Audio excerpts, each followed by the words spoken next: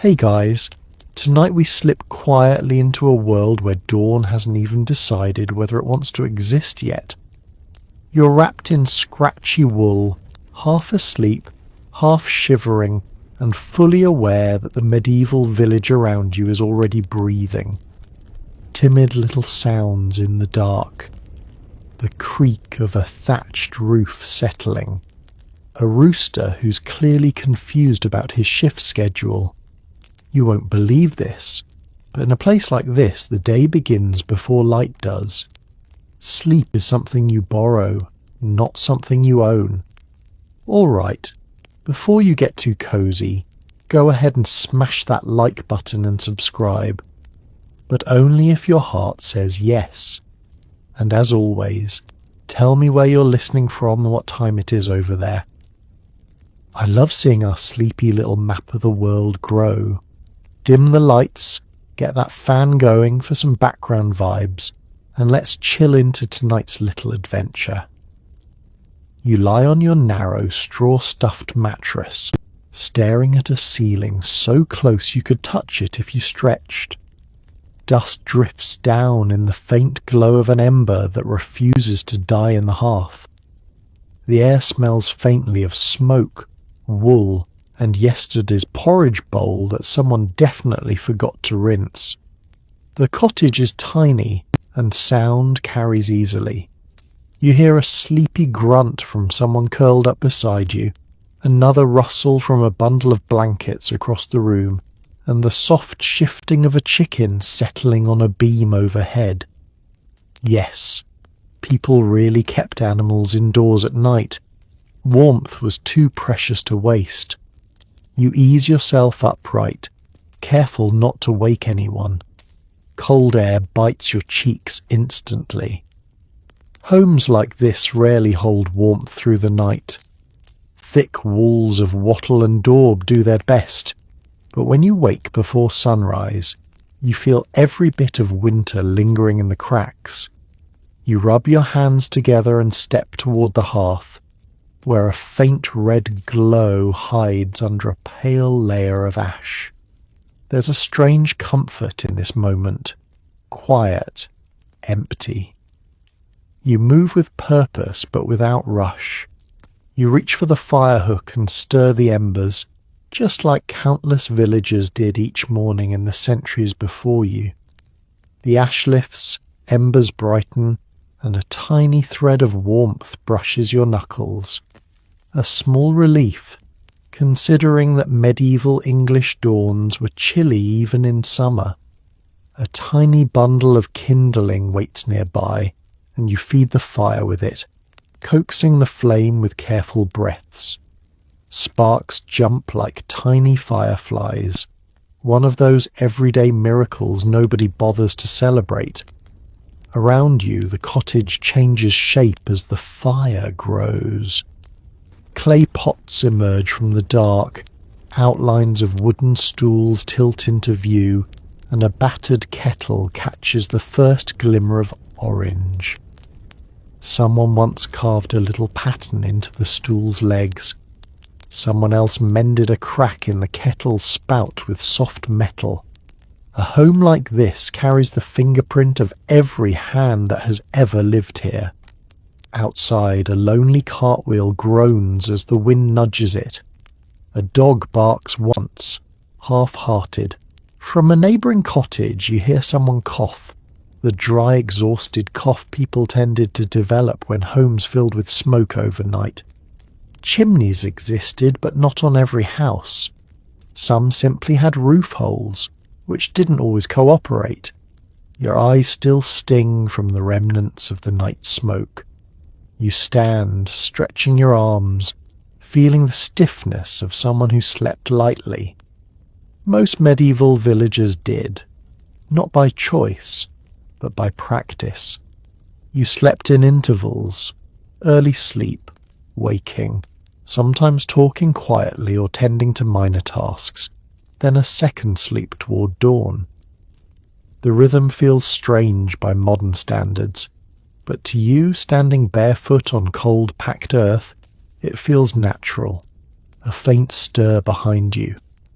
Someone shifts, the blanket rustling. The village is beginning its slow, reluctant awakening. Not hurried, not loud, more like a tide creeping in. You can almost sense the moment the day starts, even before the sun acknowledges it. A rooster crows, late for once. Even he overslept. You glance at the tiny window shuttered against the darkness. There's no sky yet, only a promise of it, and you breathe in, gathering yourself for the day ahead, knowing this first quiet moment might be the gentlest one you'll get until night. You stand in the dim orange glow, letting your eyes adjust while the fire begins its slow reclaiming of the room. It's just enough light to see the uneven floor, the clay mugs lined up on a shelf, and the rough wool cloak draped over a peg that someone hung there last night with sleepy hands. You pull the cloak toward you, wrapping it tight. The chill still slips underneath, but at least you feel like you're wearing a thin reminder of warmth.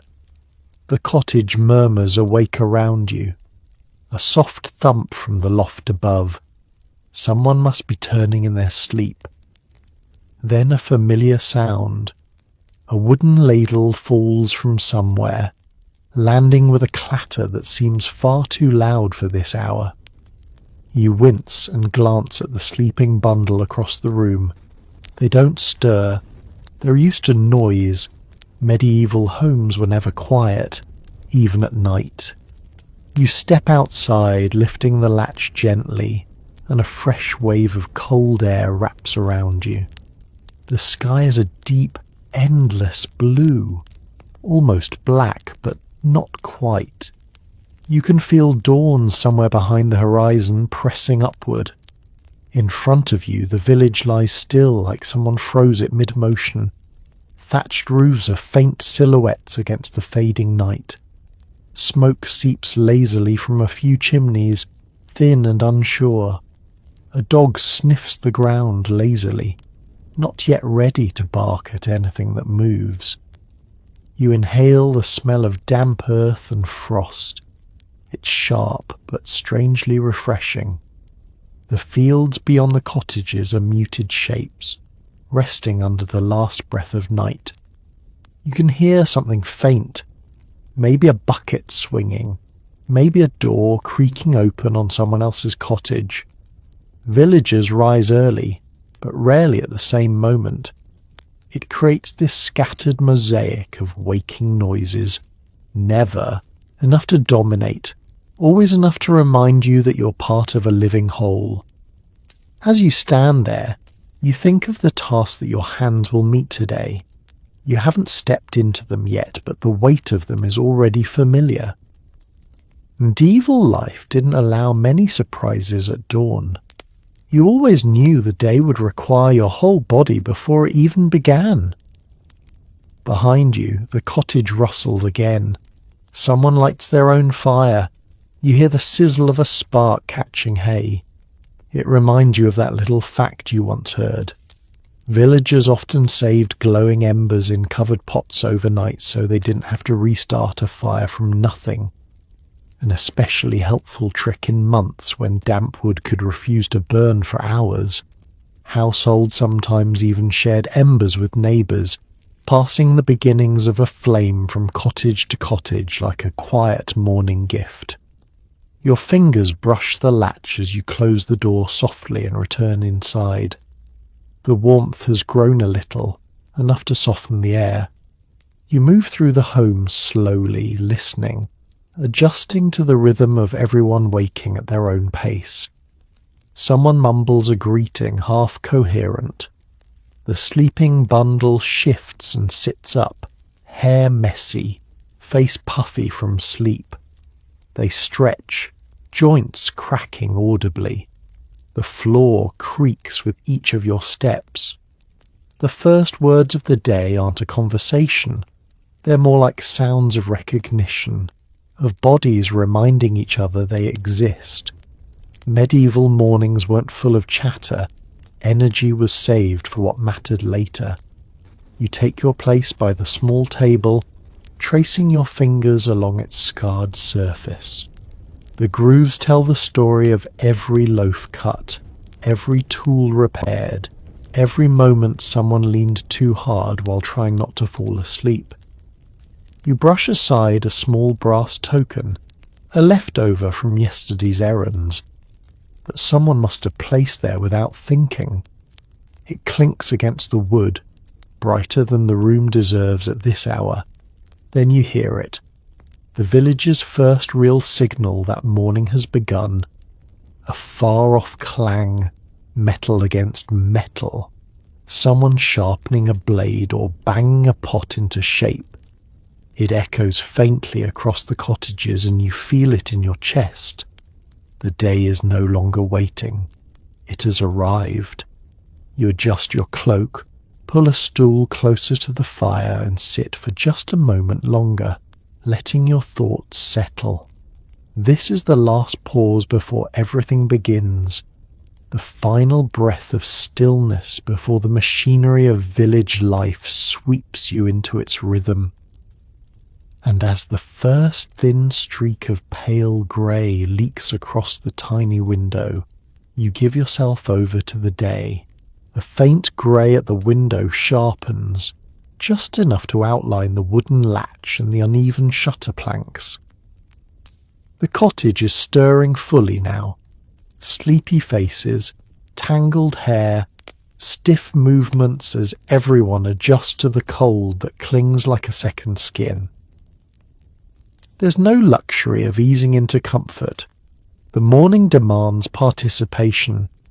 You stand, roll your shoulders, and step toward the door again, knowing the first tasks of the day are waiting just outside. You push the door open, and a mild breeze nudges the cloak around your legs. The village feels different now, still quiet but with intention. A few figures emerge from their own cottages, shapes wrapped in wool and linen. Someone drags a wooden bucket, its bottom scraping against loose stones. Another person moves toward the well, carrying a rope coiled around their shoulder. Each movement feels deliberate, not rushed but not idle either. Medieval villagers didn't wander in the mornings. They navigated, guided by habit and necessity. You pick up your own bucket, its handle worn smooth by years of hands gripping the same curve. The well stands at the centre of the village, a squat stone circle with a wooden crossbeam above it. The rope is already slightly damp, telling you someone must have drawn water just a little earlier. You join the slow procession of neighbours heading there, offering a nod rather than a greeting. Mornings weren't the time for friendly chatter. People saved their breath for work. The sound of the wooden pulley turning is almost comforting. Someone ahead of you is already hauling up a heavy bucket, arms trembling from the weight. You wait your turn, planting your feet on the cool earth. When the rope is passed to you, you let it slip through your fingers, feeling the coarse fibres, and then begin the steady descent. The rope sways, then tightens, then relaxes again as the bucket sinks into the water far below. A muted splash rises from the pit, echoing in the stone throat of the well. Pulling it up is real work. Shoulders strain, breath grows heavier, and you can feel your grip slipping just a bit as droplets run down your wrists. By the time the bucket breaks the surface, catching a small shimmer of dawn light, your arms feel like they've done a full hour's labour. But this, hauling water, fetching it before anything else, was the non-negotiable beginning of many medieval days. Without water, there's no cooking, no cleaning, no feeding animals, no quenching thirst. A whole household's rhythm lives or dies on this humble task. As you turn back toward your cottage, a thin curl of smoke rises from a nearby roof, drifting lazily across the awakening village.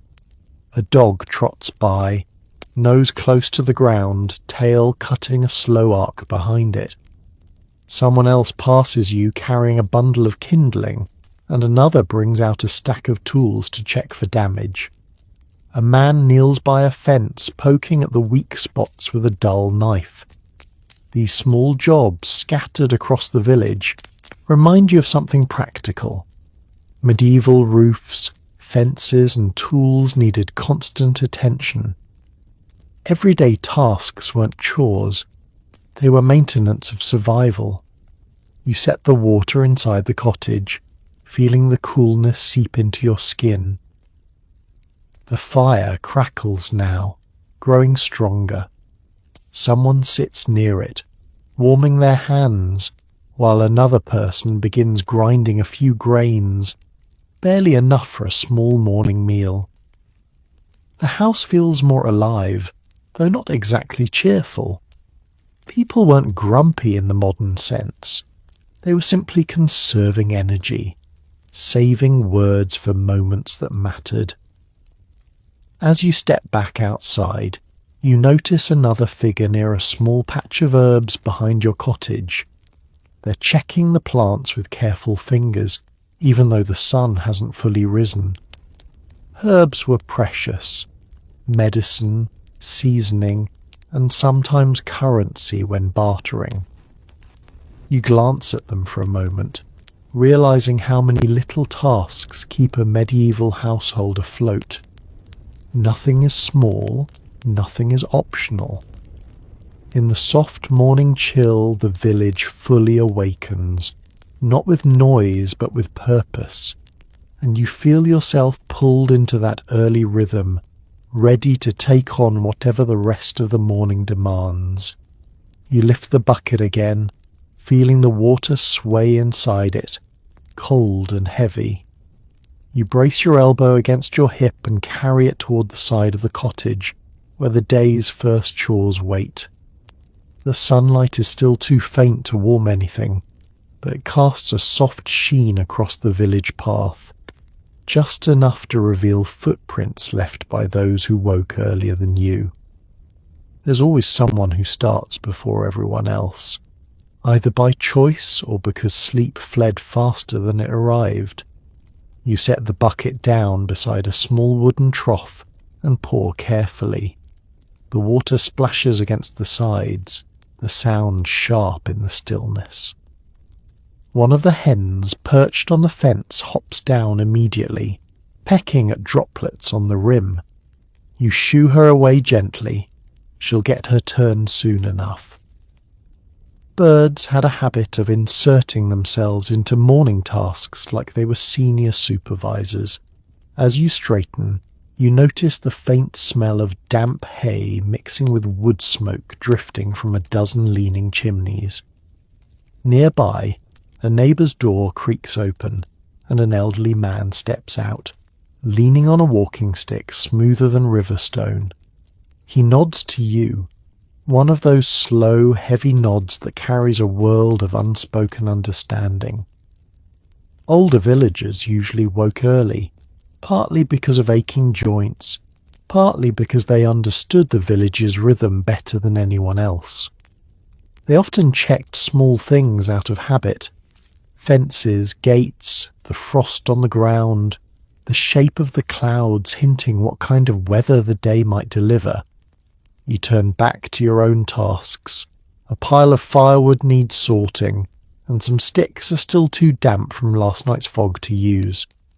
You pick through them, tapping each lightly against the chopping block. A hollow sound means it might burn. A dull thud means it will only smoke your house into misery. It's a delicate kind of knowledge, learned slowly, the way your hands instinctively know which stick is trustworthy. In medieval villages, a surprising amount of survival came down to tiny judgments like that. Behind the cottage you hear a faint rustling. When you step around the corner you find the goat already nudging the gate, eager for food or attention or both. She stares at you with a face that's far too expressive for someone who hasn't paid taxes in her life. You grab a handful of leftover scraps, yesterday's cabbage stalks, a bit of hay, and place them into a trough. She digs in immediately, tail flicking happily. Goats were valuable. Milk, occasional meat, hides, and even their droppings had practical uses in certain crafts. You stroke her head once before stepping away. A few cottages down, someone calls out, sharp but not angry. You listen for a moment. It's the village miller, muttering about a stuck door on his grain shed. He always mutters, especially in the morning. Millers had a reputation in some villages, part essential worker, part local rumour magnet. Some people claim they kept too much grain for themselves. Others said they knew everyone's secrets because villagers whispered complaints while waiting in line. Whether fair or not, the character of the miller was one of those recurring figures in daily life that shape the village's social weather. Your own tasks pull you back again. You check the cottage's outer wall, where a small crack formed during last week's rain. You run your fingers along the edge, feeling how the clay has dried unevenly. It'll need patching later with a mix of straw and mud. You make a mental note. Morning is about noticing things. Tiny damages, missing items, tools someone borrowed and forgot to return. Medieval life didn't allow neglect to linger long. Inside the house you hear movement growing steadier, louder, the unmistakable sound of people officially awake, not just drifting between dreams and chores. The fire pops and crackles. Someone drops a wooden spoon. Someone else coughs, long and low. It's starting. Then, from somewhere across the village, a bell rings. A small handbell, not a church tower. Perhaps a shepherd signalling family members. Perhaps someone calling others to help with a stubborn animal. Bells served many purposes, and this one carries a particular pitch you've learned to recognise. It's the sound of the village's day, finally, firmly beginning. You take one long breath, the cold settling deep into your lungs. Your hands already ache a little from simple tasks, but there's comfort in that ache. It signals the transition from quiet chores to the larger demands waiting beyond the cottages. Your morning has begun, and the village moves with you. The cottage is warm enough now that you can see your breath only faintly. The fire snaps with a bright, eager crackle as you set a small iron pot over the revived flames. Breakfast is never a grand affair in a medieval village, but it's important. Fuel for the body before the long grind outside. You kneel beside the hearth and stir the embers a little more, watching them pulse with orange life. The smell of smoke wraps around you, not unpleasant, just familiar. The kind of scent that clings to every garment and every woven blanket in the house. You reach for the grain sack tucked into the corner, its mouth tied loosely with twine. When you scoop your hand inside, you can feel how coarse the contents are. Barely sifted barley meal, rough enough to scrape your palm. Fine flour is a luxury you rarely see. This stuff is closer to the earth it came from, bits of husk and all.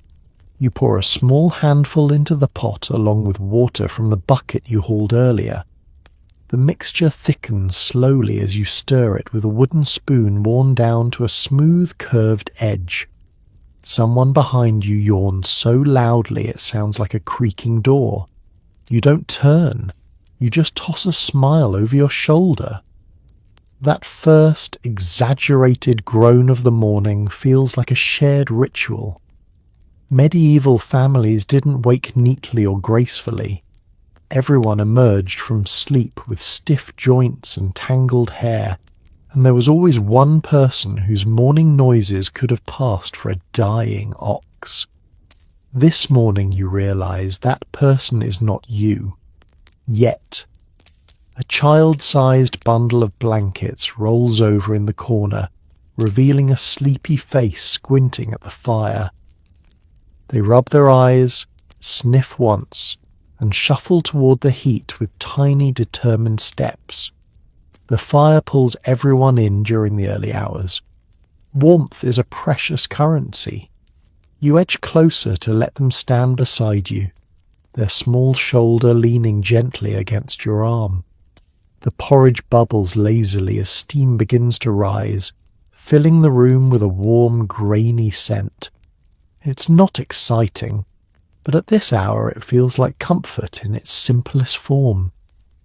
You sprinkle in a pinch of crushed herbs, nothing extravagant, just a little something saved from last autumn, to give the porridge a whisper of flavour. Once in a blue moon, you might get a splash of milk if the animals are generous. This morning, no such luck. While the meal thickens, you look around the cottage, watching everyone settle into their roles without speaking much. Someone fetches wooden bowls from a shelf. Another checks the fire, poking a stubborn log into a better angle. Someone else folds blankets and tucks them into a corner to clear space. Medieval mornings were never idle. Even the quiet moments had purpose. A neighbour's voice drifts in through the open door, two people exchanging a brief greeting about the weather. You catch a snippet of their conversation, something about frost on the far fields, something about whether today will warm enough for comfortable work. Weather isn't small talk here. Weather decides everything. A cold morning can mean a slow-growing crop or a sick animal or a ruined patch of herbs. Villagers track patterns instinctively, almost like people today check the news. As you stir the pot a final time, you remember a tiny quirk you once heard from someone older. Some medieval households dropped a pebble into their porridge pot to keep it from sticking to the bottom. The stone scraped the base as the mixture bubbled, preventing burning. You glance around as if expecting someone to mock the idea, but no one would. Tricks like that were treasured, passed quietly through generations, tiny hacks that kept meals edible and life manageable. You scoop the steaming porridge into bowls, careful not to spill. The heat warms your fingers even through the wood. Everyone gathers around the small table, pulling stools close, sitting shoulder to shoulder. The room fills with soft sounds, spoons clinking, quiet breaths, the occasional appreciative sigh for the warmth alone. Breakfast wasn't meant to delight. It was meant to steady you before labour stole the softness from your hands and the warmth from your bones. The meal is plain, but it feels grounding. The heat calms the cold still tucked in your chest. And while the sun hasn't yet cleared the horizon, you can feel the promise of light beginning to stretch across the village. For now, you simply eat, breathe, and enjoy the warmth while it lasts. You linger over the last spoonful of porridge, letting the warmth settle into your stomach before the real demands of the day claim you. The fire glows steadily now, casting shifting shadows on the walls, shadows of people you've shared this small space with for as long as you can remember. Breakfast isn't a moment of leisure, it's a moment of alignment, a way for everyone to gather strength before stepping into the cold, the mud, or the endless small burdens that make up a medieval morning. As bowls empty, you stand and begin rinsing them with the water left in the bucket.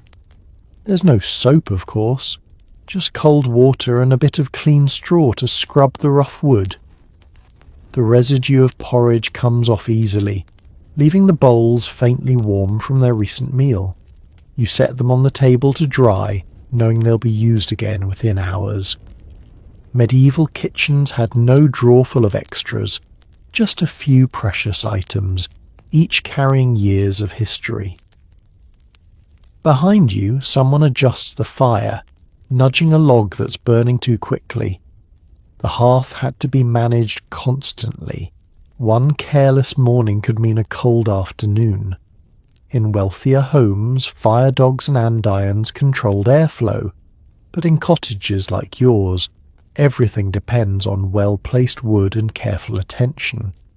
You watch the flames rise and fall as someone pokes at the embers with practiced precision. A draught sneaks in from under the door, stirring a strip of dried herbs hanging from the rafters. They rattle softly, releasing a faint hint of rosemary. Bundles like these weren't just for cooking. They hung as insect deterrents, mild air fresheners, and even as folk charms against illness. Medieval life often blurred the line between practicality and belief, without anyone finding it strange. You touch the herbs lightly as you pass, enjoying the little burst of their scent. Someone else brings a small jug to the table, thin clay, patched once with a strip of heated resin. They pour a bit of yesterday's leftover ale, watered down just enough to make it safe for even the youngest to sip. Water was often unreliable for drinking, but a little ale, especially the weak kind made at home, was part of everyday life. Not enough to make anyone stumble, just enough to cut through the morning dryness in your throat. You take a sip, feeling the faint tang settle on your tongue. The village outside is gaining voice now. Footsteps crunch across frost. A door slams, too hard, probably by accident. Someone shouts a greeting from half a street away. The sound of a sheep bleating rumbles through the cold air, joined by the sharp clack of a gate being opened. All these noises fold together into the morning symphony, familiar enough that you no longer notice the individual notes. You step out for a moment, standing in the doorway while the rising sun paints the sky with pale streaks of gold. The air tastes sharper now, warmer than earlier but still brisk. You can see a pair of neighbours inspecting a broken tool, one holding the handle at an awkward angle, both wearing the same sceptical expression. Tools broke often. Metal was precious, but not always strong. You smile a little, remembering that quirky story someone told years ago about a villager who trusted his hoe so much he named it, only to mourn it like a family member when the handle finally split in half. People found humour in hardship because there was no other way to survive it. You return inside as the cottage continues its steady transformation from sleeping space into working space. Blankets rolled, beds pushed aside, the table cleared of everything except what's needed for the hour ahead. You tie your cloak tighter, then reach for a small cloth pouch. Tiny bits of grain, a pinch of herbs, a sliver of last night's loaf. You tuck it inside your belt. A midday meal won't cook itself, and the fields rarely let you return early. But before you leave, you glance once more around the room. The small fire, the faint smell of porridge, the quiet shuffling of people preparing for the day. These early moments, though simple, anchor the rhythm of your life. They remind you that survival begins long before you step into the fields or the workshop. It begins here, in the warm glow of shared effort, shared hunger, and shared hope that today will be manageable. You take one breath, then another, then step toward the door, letting the colder air wrap around you again. Breakfast is over, and the real day awaits. You step out into the crisp morning light with your cloak wrapped tightly around your shoulders, the chill nipping more boldly now that the sun has fully decided to show itself. The sky has shifted from pale grey to a soft, forgiving blue, and a thin mist still clings to the edges of the village paths. It curls around fences, wavers over puddles, and drifts lazily across the thatched roofs like it hasn't quite made up its mind about leaving. You head toward the small pen behind your cottage, boots pressing into the damp earth with a gentle squish. The world smells of hay, cold soil, and something unmistakably animal.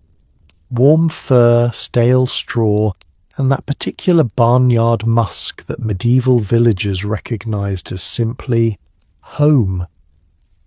Before you even reach the fence, you can hear the mild ruckus of living creatures who have been awake long enough to develop opinions about breakfast. The hens are the first to greet you, or rather, confront you. They rush toward the fence in a feathery blur, making tiny outraged noises as if you're scandalously late. You unlatch the gate, and they explode outward like an impatient parade, their little legs moving faster than seems physically possible. Feathers fluff, wings flap, and one bold hen immediately hops onto a low log as if performing for an audience. Chickens in medieval villages weren't shy. They had personality. They fought, complained, argued, and occasionally decided that your chores needed their supervision. You scatter a handful of grain across the ground, watching the birds descend upon it with chaotic precision. Beaks tap like tiny hammers. Wings brush against your boots. One hen tries to steal a pebble because she thinks it's edible, realizes instantly that it's not, then pecks it angrily anyway. You can't help but smirk. Mornings are better with ridiculous chickens. Next, you turn to the pig.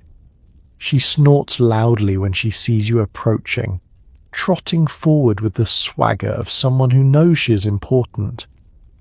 Pigs were valuable in medieval households. Meat, fat, leather, and a surprisingly efficient garbage disposal system all in one clever animal. You toss her a bucket of scraps saved from the last few days, wilted greens, vegetable ends, and a crust so hard you could tile a roof with it. She devours it happily, tail corkscrewing in tight little circles. Behind you, the goat bleats impatiently. She always bleats impatiently. It's her personality trait. You grab a small bundle of hay and offer it through the slats of the pen. She nudges your hand with more enthusiasm than necessary, then gets hay stuck on her face and pretends nothing happened. You scratch her behind the ears and she leans into your hand with dramatic devotion. Goats can be ridiculous, charming, and entirely too clever for their own good. You've learned more than once that she knows how to unlatch the gate if you don't check it twice. As you work, you're struck by how these animals shape the rhythm of the morning. They aren't just chores, they're lifelines. A healthy flock or herd meant food security, trade, manure for crops, and in some cases companionship. They were woven into the social and economic fabric of medieval life. You can't imagine a morning without them. A neighbour appears at the edge of the lane carrying a sack of grain across his shoulder. He nods to you and gestures toward the hens, giving a thumbs up of approval. He's always been fond of your flock, especially the speckled hen who once wandered into his cottage and refused to leave until someone bribed her with breadcrumbs. You wave back, smiling. As you finish tending the animals, you check the troughs one more time, ensuring the water you hauled earlier is enough to last until midday. The pigs grunt contentedly. The chickens gossip loudly among themselves. The goat stares at you like she expects a second breakfast. You close the gate and give it an extra push to make sure it latches, a habit born from hard-earned experience. Once, early last winter, a goat escaped and climbed onto the neighbour's cart, refusing to leave until someone offered her a stolen turnip. That's the sort of morning adventure you prefer to avoid. With the animals fed and satisfied, you take a deep breath. The lingering smell of hay and earthy warmth settles into your clothes, into your hair, into your skin. It's a familiar scent, one you'll carry with you until nightfall, and in its own way, it marks the beginning of the day more clearly than dawn ever could. Your hands are warmed now, your muscles are awake, and with the animals tended, you can finally turn toward the fields that call to you from beyond the village boundary. You step back from the pen, brushing stray bits of hay from your sleeves, though a few strands refuse to let go. The sun edges higher, still soft and low, but bright enough now that the village begins to show its true shape. Uneven fences, worn footpaths, smoke rising from crooked chimneys, and the familiar mosaic of cottages huddled close together as if sharing warmth. You pause for a moment, letting the morning settle into your bones. Feeding the animals always activates a kind of early calm, a rhythm that reminds you why this place, rough as it is, feels like home. Something shifts behind you, a soft scuffling sound. When you turn, you find the cat stretching luxuriously atop an overturned basket. She blinks once, very slowly, as if evaluating whether you're worth acknowledging at this hour. Cats ruled medieval farms in their own quiet hierarchy, working animals yet never fully owned. You crouch and give her a quick scratch under the chin. She purrs with the smug satisfaction of a creature who knows she contributed to last night's peace by keeping the mice from the grain sacks. You murmur a quiet thank you, and she flicks her tail before disappearing beneath a wooden bench, already off to patrol her tiny kingdom. You grab the small rake leaning against the fence and smooth the ground inside the chicken enclosure. It's not glamorous work, and it won't stay clean for long, but it helps keep the coop healthier. Medieval villagers understood disease far less scientifically than people do now, but you know from experience that filth attracts trouble. Sick birds, spoiled eggs, and sometimes that odd fungal rot that old folks whisper about when they think no one is listening. A clean pen doesn't guarantee safety, but it gives you a fighting chance. As you work, you hear the creaking of wheels and look up to see a neighbour pushing a barrow piled with straw. He gives you a friendly wave and stops to rest, leaning heavily on the handles. You exchange a few words, nothing heavy, just the usual morning trade of updates. He mentions that one of his cows calved early, safe but small. You congratulate him, knowing that in a place like this the birth of healthy livestock is as important as the birth of a child, perhaps more so depending on the season. He chuckles and adds a joking complaint about the calf trying to stand on his boot while he wasn't looking. A gust of wind rushes by, lifting the edges of your cloak and rattling the wooden gate. You tighten the rope belt around your waist and feel the faint chill creep under your clothing again. You remind yourself that the morning warmth you felt inside the cottage is fleeting. Out here, the air holds on to the night long after sunrise. Even on days like this, where the sky promises mild weather, you feel a little shiver that reminds you, nature always holds the upper hand. You finish your small repairs around the pen, tightening a loose post, removing a sharp splinter, adjusting a broken slat someone must have kicked accidentally last evening. A well-kept coop means safer animals, and safer animals mean security. Chickens may seem minor, but they provide eggs, meat, and feathers. and sometimes their loud squawks warn you about foxes sneaking through the hedges. As you check the final latch, you remember the peculiar story someone once told during a long winter evening. A hen in a nearby village was rumoured to lay miraculous eggs, tiny, perfect spheres the size of nuts, which people believed foretold the weather. Whether true or not, the tale became a topic of endless gossip until someone revealed the hen had simply grown old. Medieval villagers loved stories, even silly ones, because stories filled the slow hours that work couldn't claim.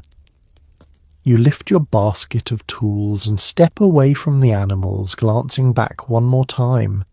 The goat stares at you as if offended that breakfast is over. The pig snorts contentedly, already rolling in a patch of soft soil. The hens dart through the yard with chaotic energy, each convinced she's on an important mission. Chaos, yes, but familiar chaos. You close the wooden gate behind you with a satisfying thump, testing it twice to be safe. Animals, like people, find ways to surprise you, especially on mornings when you're distracted. With the chores done and the livestock settled, a new silence settles over you, one that feels different from dawn's hush. This is the quiet that follows accomplishment, that small exhale before the fields claim the rest of your strength. You take one last breath of the barnyard air and turn toward the path leading out of the village. The animals are satisfied, fed, and calm. Now it's your turn to face the labour waiting in the open fields. You sling your small cloth pouch over your shoulder, tighten your cloak once more, and begin walking toward the edge of the village where the fields stretch outward like a patchwork quilt stitched together by centuries of hands. The path is narrow, beaten down by generations of boots, hooves, and wooden cart wheels. Dew coats the grass on either side, glistening in the sunlight that finally feels strong enough to paint the world in gentle gold. As you walk, you hear the steady rise of morning sounds, the rhythmic thud of someone chopping wood, the clink of metal as a neighbour sharpens a blade, the rustling chatter of villagers gathering tools for their own work. Children run past you, chasing each other with bare, dusty feet until someone calls them back to help with smaller chores. A dog trots behind them, tail wagging like a banner caught in the wind. You pass by the last row of cottages, each one unique in its imperfections. A thatched roof with a sag in the middle. A door that leans outward as though it's perpetually surprised. A window patched with oiled parchment instead of glass. Each home holds its own story. Lost spoons, mended shirts, nights of feasting and nights of hunger. The village is small, but full of life lived loudly and plainly. Once beyond the cottages, the view opens. You inhale deeply. The fields smell of damp soil, trampled grass, and something faintly sweet. Last summer's remnants lingering beneath the earth. Stretches of farmland roll outward in uneven waves, divided by hedges, ditches, and narrow banks. You can see distant village boundaries marked not by walls, but by subtle changes in the landscape. The curve of a field, a line of trees, a slightly different shade of earth where one manor ends and another begins. You walk along the track leading to your assigned strip of land, your family's plot in the open field system. It's a long, narrow strip, one of many scattered across the area rather than gathered into one neat piece. Medieval farming was communal in ways that might seem strange now. Everyone's land was interwoven like threads in a tapestry, forcing cooperation and ensuring that no household stood entirely alone. You pass a few other villagers heading the same direction, each carrying their own tools: hoes, mattocks, rakes, bundles of seed for the coming season. A familiar weight settles over you, not dread, just the deep awareness of the work ahead. The fields shape the day more than the sun does. There's always something to tend, soil to turn, weeds to pull, stones to remove, ditches to clear. Even on days when nothing seems urgent, the land expects your hands, and if you ignore it too long, it finds ways to remind you, with failing crops, stubborn clay, or the sudden appearance of invasive plants that seem determined to take over your barley patch. As you walk, an older woman catches up to you, leaning slightly on her sturdy walking stick. Her steps are slow but steady. She carries a woven basket filled with seed grain.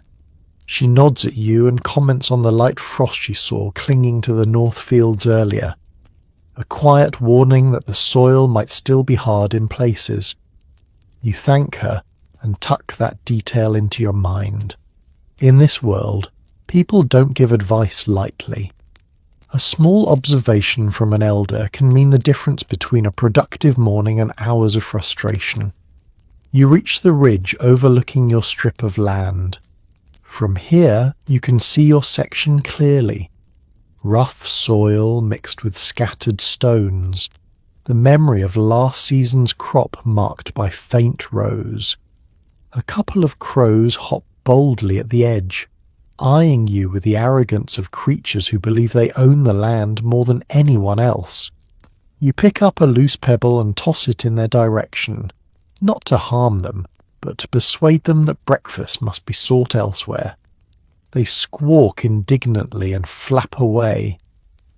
As you descend toward the field, you're aware of a quiet shift inside you. Morning chores at home warm your body, but stepping onto the open land awakens something else: discipline, patience, and the resilience that medieval life demanded from everyone. You plant your feet firmly on the soil, feeling its coolness seep upward. You let your fingers trail through the dry stalks left from last year, then reach for your tool. This is where the true work of the day begins. You plant your heel in the soil, testing its firmness. Gives just a little beneath your weight. Soft enough to work, but not soft enough to trust. The sun hangs low behind you, throwing long shadows across the field, turning every clod of earth into a small hill. Birds wheel overhead, their calls breaking the silence like tiny bells. You take a moment to breathe it all in. This is the heartbeat of medieval life, the quiet beginning of fieldwork, steady and unremarkable, yet absolutely essential. You set your tool, an iron-tipped hoe with a handle smoothed by years of hands, against the ground. The first few cuts into the soil are always slow.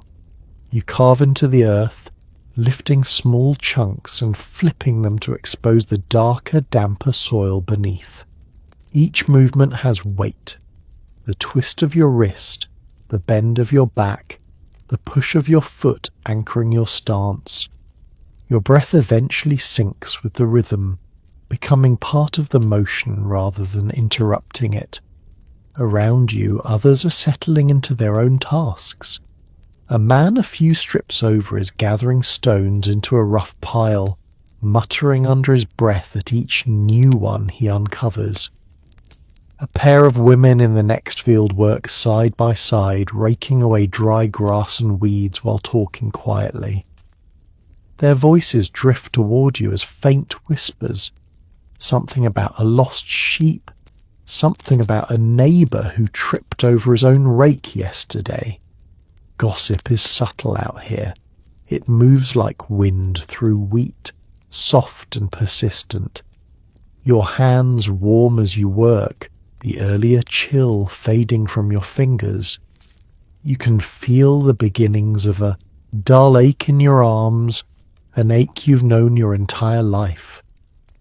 Medieval villagers didn't need fitness routines. The land handled that. Every swing of the hoe, every stoop to remove a stone, every careful pull of a weed is part of the long, steady conversation between you and the soil, and it's a conversation you've learned to understand intimately. After a while, you pause, resting the handle of your tool against your shoulder. You wipe your brow with the back of your sleeve, noticing how the morning sun makes the dew retreat in shimmering waves. The smell of the earth grows stronger, richer, as the ground warms. You crouch to examine a stubborn patch of weeds that seems determined to reappear no matter how often it's uprooted. You dig around the base with your fingers, shaking loose a clump of tangled roots. As you work, you remember something an older farmer once told you. If you treat the land like a stranger, it'll fight you. Treat it like a partner, and it'll feed you. At the time, you laughed quietly, thinking he was simply being poetic, but years of tending your strips have taught you that he was right. Soil shifts each season with the weather, the crops planted before, and the year's overall luck. You adapt not with force, but with patience. A crow lands nearby, eyeing you suspiciously. He hops forward, tilting his head, trying to gauge whether you're about to feed him or chase him off. Crows in medieval villages were seen as both pests and clever allies, ruiners of crops, but also keen indicators of changing weather. You glance up at the sky, clear for now. Not today, you murmur, waving a hand to send the bird fluttering away. He squawks indignantly and joins a small flock circling overhead. You continue working, loosening the soil and pulling stray weeds. Your movements become smoother. The field begins to take shape. The lines straighter, the earth turned evenly, the rough patches tamed into something manageable. Eventually you step back to admire the progress. It's not spectacular, but it's satisfying. This is the kind of work that doesn't announce itself but accumulates quietly, shaping the security of seasons to come. A neighbour passes along the track carrying a wicker basket filled with tools. She stops long enough to comment that the north field might flood this spring if the rain continues, a warning disguised as a casual remark. Medieval villages shared advice freely because everyone's survival was entangled. You thank her, pocketing the information for later. You'll need to reinforce the small drainage ditch near your strip before the next heavy rain. As the sun rises, warming your shoulders and casting a brighter glow on the fields, you feel the morning's purpose settle fully upon you. The village is behind you now, humming with its own tasks. Here, in the open expanse of land, you're not just part of the community. You're part of the landscape itself. Each motion you make shapes the ground that will feed you months from now. The fields have claimed you for the day, and in their silent, steady way, they welcome you back. The sun lifts higher, warming the fields just enough to loosen the morning stiffness from your back. You adjust your grip on the hoe and continue working, settling into that oddly hypnotic rhythm that comes when repetition becomes its own kind of quiet. Every swing sinks into the soil with a soft thud. Every lift exposes a new patch of earth, dark and damp beneath the sun-faded surface. This is the part of the day where time stretches and blurs, not because nothing is happening, but because everything happening is familiar. You shift your weight forward, planting your foot firmly before driving the tool into another stubborn section of ground. Your muscles protest a little, but you push through. Medieval villagers worked long hours, and bodies adapted out of necessity rather than design. Your hands toughened years ago, each callus a permanent souvenir of mornings just like this one. A man working a few strips away suddenly straightens, rolling his shoulders with a loud groan that echoes across the field. You can't help but smile. That sound could belong to anyone here. Everyone feels it. The long pull of soil, the strain of repetitive motion, the simple exhaustion that settles into bones like an old friend. Yet no one complains for long. Complaints don't feed families, hands do. You push through another row, dragging the hoe through soil that clings stubbornly to the blade. When you pause to knock the dirt loose, you notice tiny bits of white shell mixed into the earth. Oyster shells, just a few fragments, left there by someone long before you. You once heard that people mixed crushed shells into the soil to enrich it, especially in coastal villages. Whether this patch was improved intentionally or simply inherited from some long-forgotten meal, it reminds you that generations have touched this same land. You're part of a chain, not a beginning. A group of villagers gathers near a ditch a short distance away.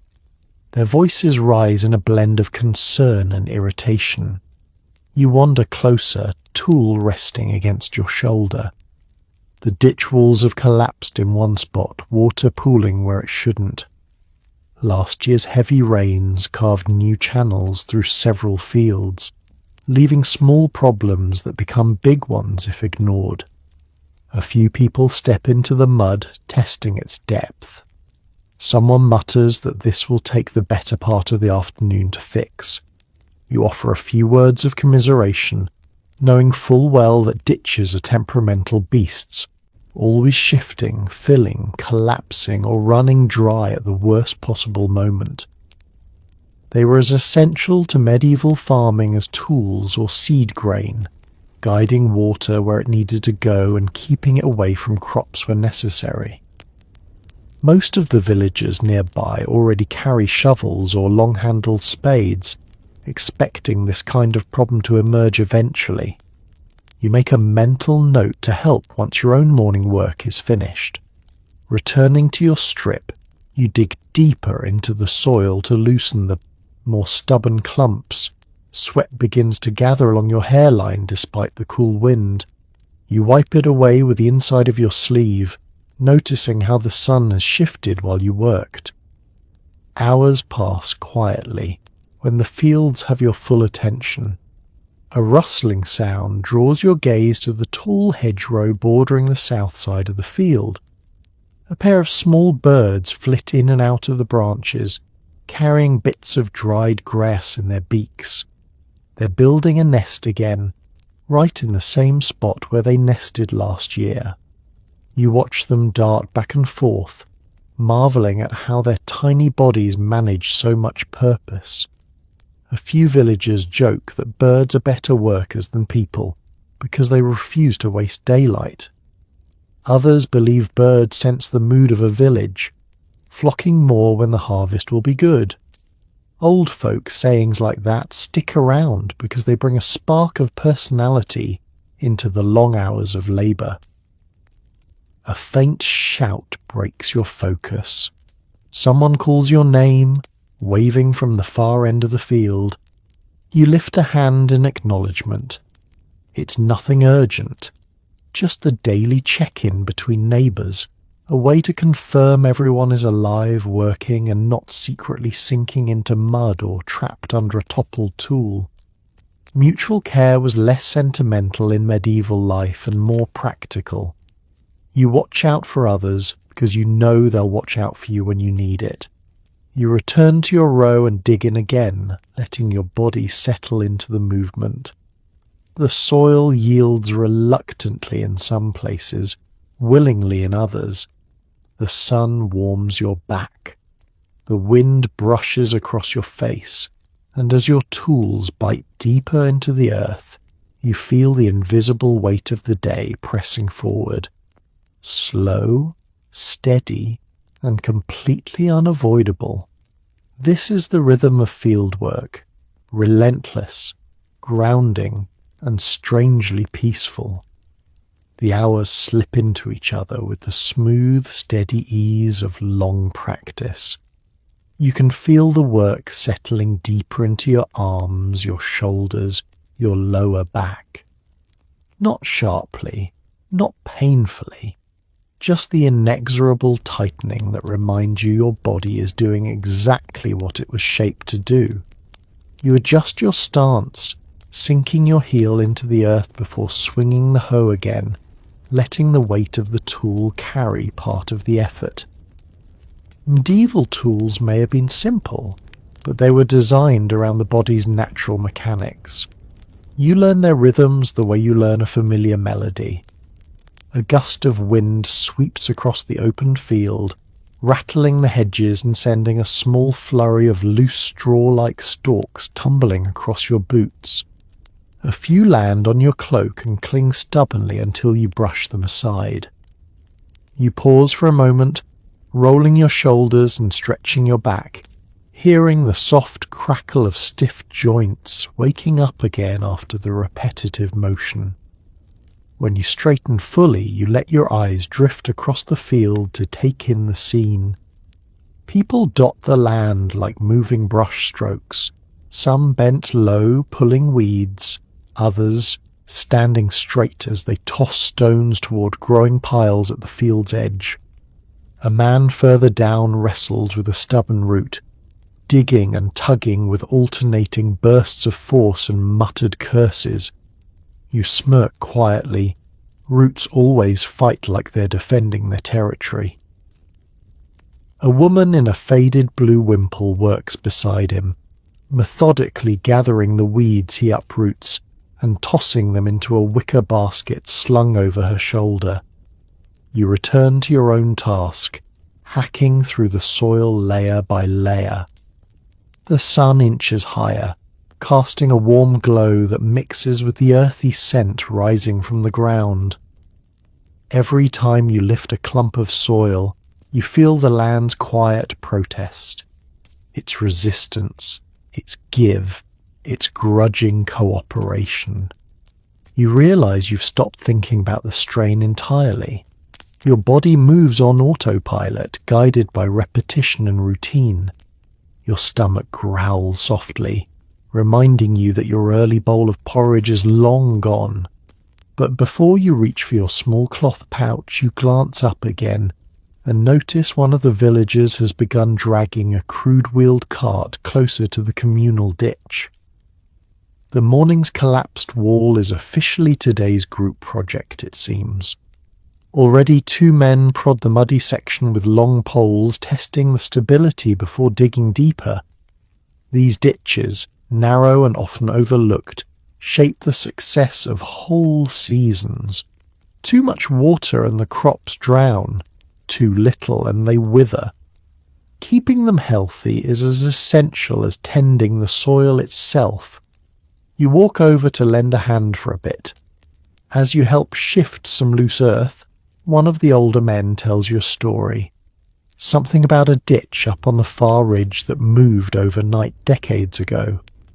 People believed it was a spirit shifting the land, though the man laughs and admits now that it was probably just years of erosion.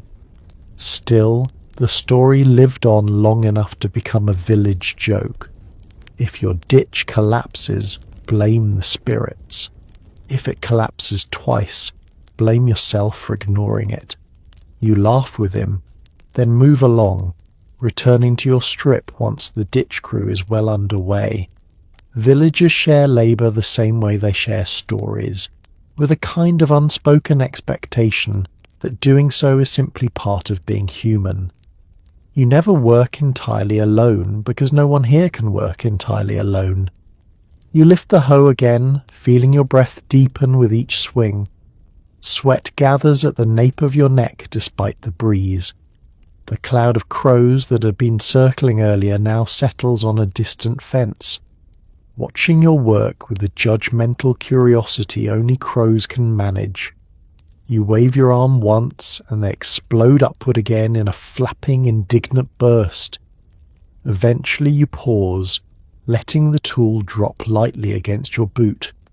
Your heart beats steadily, not fast, not strained, just steady.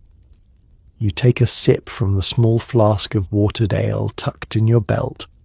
It's warm now, but it refreshes you enough to keep going. Looking round once more, you feel it, the peculiar peace that comes not from rest, but from repetition. Medieval life is full of relentless labour, yes, but there's something grounding about it. The land doesn't make demands out of cruelty. It asks only for care, patience, and presence. And in return, it nurtures you in ways that feel almost intimate. You shift your feet, grip the hoe again, and return to the rhythm. Soil lifts, breath deepens, and the world narrows to the small patch of earth in front of you. The morning may be wearing on, but the work, steady, quiet, and strangely satisfying, carries you forward. You keep working your strip of land until the rhythm becomes something like a hum beneath your ribs, steady, predictable, familiar. But slowly, as the sun climbs, you begin to notice something subtle changing across the fields. The thuds of hoes striking earth become less synchronized. The murmurs between workers grow louder, and then it happens. The morning quiet starts to fray into something far more alive, the gentle rise of village talk. You straighten your back, stretching until you feel a small, satisfying crack along your spine. When you glance around, you catch the unmistakable look in a neighbour's eye, the moment when field work becomes companionable instead of solitary.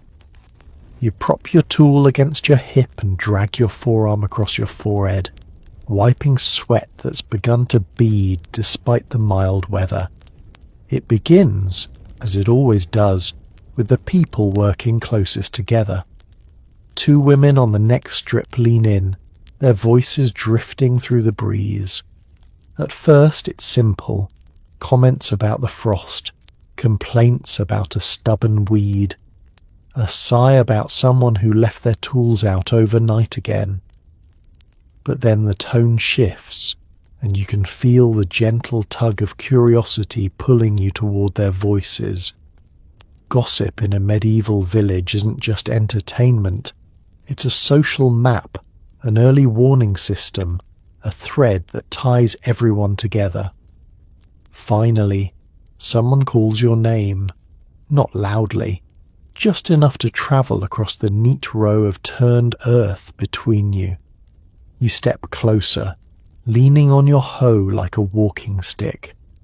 A woman in a faded green kirtle jerks her chin toward you. "Did you hear?" she asks. There it is, the daily spark. You raise an eyebrow but say nothing. It's an unspoken rule. Whoever starts the story owns its first breath. She glances around conspiratorially before continuing. The miller's apprentice fell into the pond last night, entirely sober too. You snort before you can stop yourself. It takes effort for anyone to fall into that pond. The banks are gentle, the water shallow. You can't even imagine how someone managed to topple in accidentally, unless fate decided to test the boy's balance, or the lad decided to practice walking in the dark. A small ripple of laughter travels across the nearby strips. Someone else chimes in. Saw him this morning. Smelled like a wet sheep. The whole group chuckles, and you feel your shoulders loosen with the easy warmth of shared amusement. Gossip here rarely stings. It's light, communal, a little mischievous, but rarely cruel. People know where the line is. They know how much a small story can brighten the monotony of pulling weeds from stubborn soil. Another voice drifts in from behind you, a man whose face is already flushed from exertion. Speaking of sheep, did my old ewe wander into your yard again last night? Because she vanished. You shake your head but smile. His sheep has a reputation for ignoring fences the way birds ignore borders.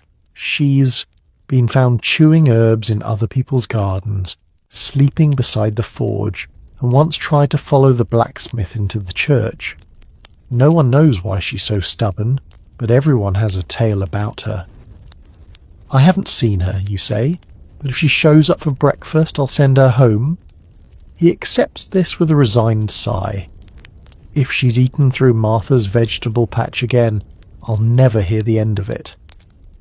You continue turning soil, but the conversation doesn't fade.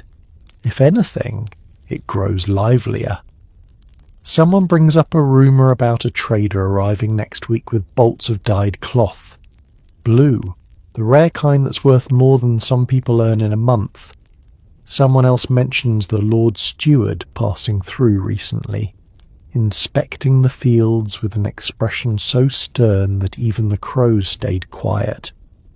You don't know how true any of it is, but you listen, letting the words settle in your ears like sparks of colour against the brown monotony of farmland. Gossip carries hints of truth, exaggerations, warnings, hopes. It's how the village learns, adapts, anticipates. In a world without written news, every whispered story feels like a piece of the puzzle. As the labour continues, you find yourself laughing along with a few neighbours. Someone tells a tale about a travelling peddler who tried to sell magic beans last summer. Someone else claims that a fox has been stealing eggs, and that its tracks near the hedge look unnervingly clever, as if the animal has developed a strategy.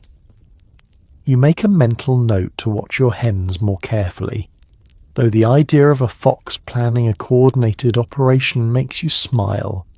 As the wind picks up, carrying voices across the rows, you realise something important. This is the social glue of the village, the music that keeps everyone going through the relentless labour. Tales weave through the fields as surely as the roots beneath your feet. And in this moment, between the steady work of your hands and the drifting stories of your neighbours, the morning feels lighter, less demanding, and a little more human. The conversation spread gradually across the field, each patch of land becoming its own little pocket of chatter. You keep working your strip, but the rhythm now shares space with the ebb and flow of voices around you. The hoe bites into the soil, but your attention drifts as people stitch stories together with the same repetitive ease as your labour. A voice calls out from the far side of the field. It's old Garin, the village's unofficial historian, leaning on his spade the way one might lean on a lectern. "Did you hear about the thief caught near the oak grove?" he says, loud enough that half the workers turn their heads. His tone alone promises something ridiculous. "Caught him trying to make off with a goose twice his size." A ripple of amusement spreads. You raise an eyebrow. A goose twice anyone's size is, of course, an exaggeration, but exaggeration is half the point. Garin delights in inflating the details of every story until they're barely believable, and everyone enjoys the theatre of it. "I bet the goose chased him first," someone mutters, and the closest workers laugh. Medieval geese are notoriously aggressive, small feathered tyrants who guard property with more commitment than some humans. You once saw one chase a full-grown man off a garden path with terrifying efficiency. But Garin isn't finished. He waves a hand dismissively, They say he was covered head to toe in mud, claimed he fell, but I say the goose fought back. The older man grins, his teeth yellowed but his eyes gleaming with mischief. You don't steal from a bird like that and walk away unsmeared. You return to your work, but the laughter lingers. Stories like these bring warmth to the day, a kind of shared humour that softens the relentless drag of labour. You've learned over the years that even the most mundane work becomes easier when accompanied by a running feed of half-truths and small scandals. Then a quieter voice catches your ear. Elswith, who rarely speaks unless she has something worth saying. There's talk the tanner's apprentice found a strange bone near the creek, she says, keeping her head low as she picks at a stubborn weed. Longer than his arm, with grooves like nothing the butcher recognises. You pause mid-swing. Strange bones always stir speculation. Medieval villagers, after all, lived close to the land but had no scientific framework to understand the oddities it occasionally revealed. Some believed these large bones came from giants. Others thought they belonged to monstrous beasts that once roamed the world. A few joked that they belonged to someone who ate too many festival pies. What kind of bone, you ask? Elswith shrugs, her shoulders barely moving under her woolen shawl. He said it looked like it belonged to a creature that could swallow a sheep whole. She lifted her eyes for a moment, gauging your reaction. Maybe just a cow bone that washed oddly in the current. But it's something to talk about. You nod slowly. It probably is just a cow bone, but the image of some enormous, long-vanished beast prowling the ancient landscape adds a spark of wonder to the morning. Medieval minds were rich with stories, not because people were naive, but because they lived in a world where natural mysteries demanded explanation, and where facts were scarce, imagination filled the gaps. Another worker joins the conversation, shoveling soil as he speaks. Speaking of vanished creatures, someone swears they heard wolves near the ridge last night. He eyes the horizon, squinting as if expecting a wolf to stroll into view just to prove his point. Sounded like 2, maybe 3. That gets everyone's attention. Wolves were no joke. Even if sightings were rare, rumours travelled fast. You scan the distant tree line instinctively, though. All you see are the shifting shadows beneath the branches. Probably just dogs, someone replies, but their voice lacks conviction. Or foxes, another suggests. Foxes don't howl, Elswith counters. A quiet settles over the group. Not fear exactly, but that ancient awareness that the wilderness is never far away. Medieval villagers lived with that knowledge pressed gently, constantly into their bones. You file the warning away without overthinking it. Still, the mood doesn't stay heavy. It never does. The conversations weave onward, finding smaller topics. Whose bread rose strangely this week, whose child chased a duck until both fell into a puddle, whose sheep keeps wandering into the wrong paddock. You laugh at the memory of that last one, remembering how you once spent a full hour trying to coax a stubborn ewe out of a neighbour's herb garden. She responded by eating every last sprig of dill before finally agreeing to leave. As the wind carries these voices across the field, you realise something quietly profound. Gossip isn't just about entertainment or information. It's how people remind each other they belong here. It's how the village breathes. The soil under your feet, the weight of your tool, the rise of laughter across the rows. Together they form a rhythm stronger than any single task. You dig, you listen, you respond, you laugh. Work becomes lighter not because it changes, but because it becomes shared. and in that shared rhythm the village binds itself tighter.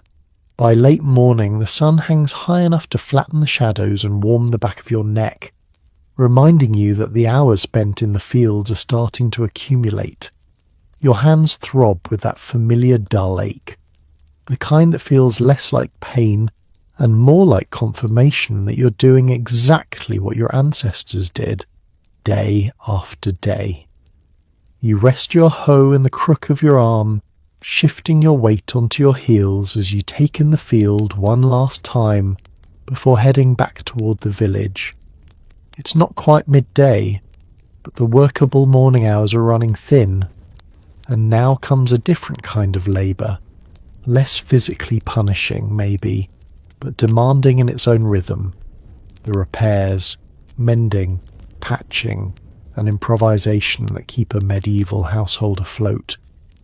You gather your tools, slipping them into the small canvas pouch slung across your waist. As you begin the walk back toward the village lane, the wind shifts behind you, carrying with it the faint scent of wood smoke and the comforting clatter of someone already beginning their midday chores. That transitional moment is always strange. The one where you leave the solitude of the field and step back into the village's humming body. Your boots thud against packed earth as you enter the lane. Ahead you see a woman crouched near her cottage wall, working the last bit of mud into a fresh patch on the wattle and daub exterior. The mixture glistens wetly, flecked with straw and small stones.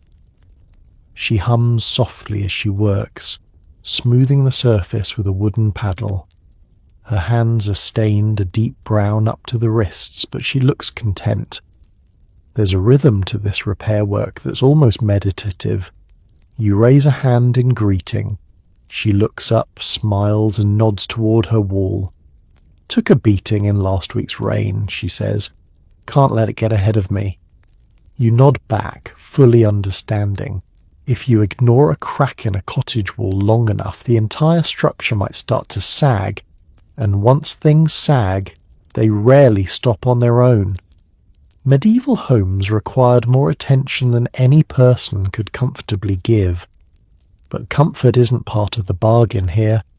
You turn toward your own cottage, noticing immediately that your fence gate hangs slightly crooked. The top hinge has slipped again. You sigh, roll your sleeves up, and set to work. The wooden peg that holds the hinge in place has swollen from moisture, slowly working loose. You tug it free, carve the swollen section smooth with a small knife you keep tucked in your belt, then hammer it back into place using the side of your hand and a small stone nearby. It fits tighter this time, a small victory. As you're finishing, a young boy trots past, holding a broken wooden ladle like it's a tragic relic. "Mum says it snapped on the porridge pot," he explains when he notices your glance. "Can you fix it?" You motion him closer and examine the break. The ladle's handle split right at the thinnest point. Yes, it's just common fate. You tell him to wait a moment, then fetch a small strip of leather from a pouch near your doorway. Wrapping it tightly around the break, you secure it with a few precise knots. The boy beams, clutching the resurrected ladle like a treasure, and runs back to his cottage with a kind of triumph only children can manage. You wipe your hands on your tunic and step back into your yard. It's remarkable how quickly a few simple repairs can swallow the late morning. A loosened hinge, a broken handle, and next on your list, the bucket with the loose iron band. You fetch the bucket and set it onto a flat stone. The iron ring around its base has slipped slightly, causing the wood slats to gap when filled with water. You work at it with a small wooden mallet. Tap, rotate, until it settles more snugly. It's not perfect, but perfection doesn't exist here. You aim for functional, and if you're lucky, reliable. Around you the village grows louder, fuller. Someone beats a rug with a stick, sending dust billowing into the lane. A pair of older men sit on overturned barrels repairing a ploughshare, muttering back and forth about whether the metal is too brittle this season. Someone else bristles a broom head using twigs and twine. The entire village becomes a living workshop. You wander toward the shed-like structure by your cottage and peek inside. Tools hang from crude hooks, wooden rakes, a hand-forged sickle, a hammer with a cracked handle waiting to be replaced. Your gaze drifts to the pile of raw materials in the corner. Extra straw, spare cloth, a few irregular planks of wood you hope to turn into something useful one day. You grab the hammer with the cracked handle and examine it. A repair like this is nearly a ritual. You remove the head, strip away the splintered wood, and fit a fresh handle carved from last winter's hardened ash. Sliding the iron head back onto the new handle, you tap it into place until it sits firm and steady. You test the grip, solid. This is the heart of midday labour. Fixing, patching, preparing, making the things you depend on dependable again. Because here, nothing survives long without your hands guiding it back to form. As you step outside again, pulling the new hammer from your belt, the wind carries the scent of cooking grains from a nearby hearth. The midday meal is coming, but there are still a few repairs left before you can rest your hands. You set the freshly repaired hammer on the small bench outside your cottage and flex your fingers, feeling the stiffness beginning to creep into your knuckles.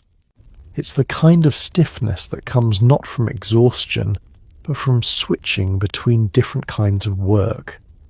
Field labour bends your back and shoulders. Repair work narrows your focus, tightening your fingers and wrists. Both kinds of work pull at different parts of you, as if reminding you that survival here requires the whole body, not just its strongest muscles. A soft clatter draws your attention.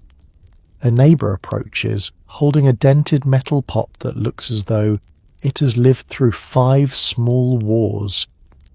She lifts it with an expression somewhere between embarrassment and hope. "Do you think this can be fixed?" she asks, running her thumb along the uneven rim. "It buckled when it fell off the hook last night." You motion for her to set it down. You examine the pot, turning it in your hands. The metal isn't cracked, just bent. That's a relief. With a little pressure and a few strategic taps, you can return it to something resembling round. You warm the metal slightly by holding it near your fire, just enough to soften it, then use the back of your mallet along the interior. Tap, rotate, tap, rotate. Slowly, stubbornly, the pot begins to remember its original shape. She watches, quiet but grateful. When you hand the pot back, it's not perfect, but it's functional. Here, nothing has to be beautiful, as long as it works. She thanks you with a small bundle of dried herbs as payment. Rosemary, thyme, and a tiny sprig of something rarer. Marjoram, maybe? A prized flavour. You tuck it into your belt pouch, knowing it will turn an ordinary dinner into something warmly fragrant. Across the lane, a young man sits cross-legged in front of a broken stool, frowning deeply at one of the legs. As you approach, he shakes his head. "It wobbles," he says miserably, "and no matter how much I shave the peg, it still won't fit." You take the leg and examine the joint. The peg is too dry, shrunk slightly from the indoor heat last night. You tell him to soak it in water for a short while. It will swell just enough to seat snugly. His eyes brighten with new respect for advice that sounds like magic, until you understand the wood's temperament.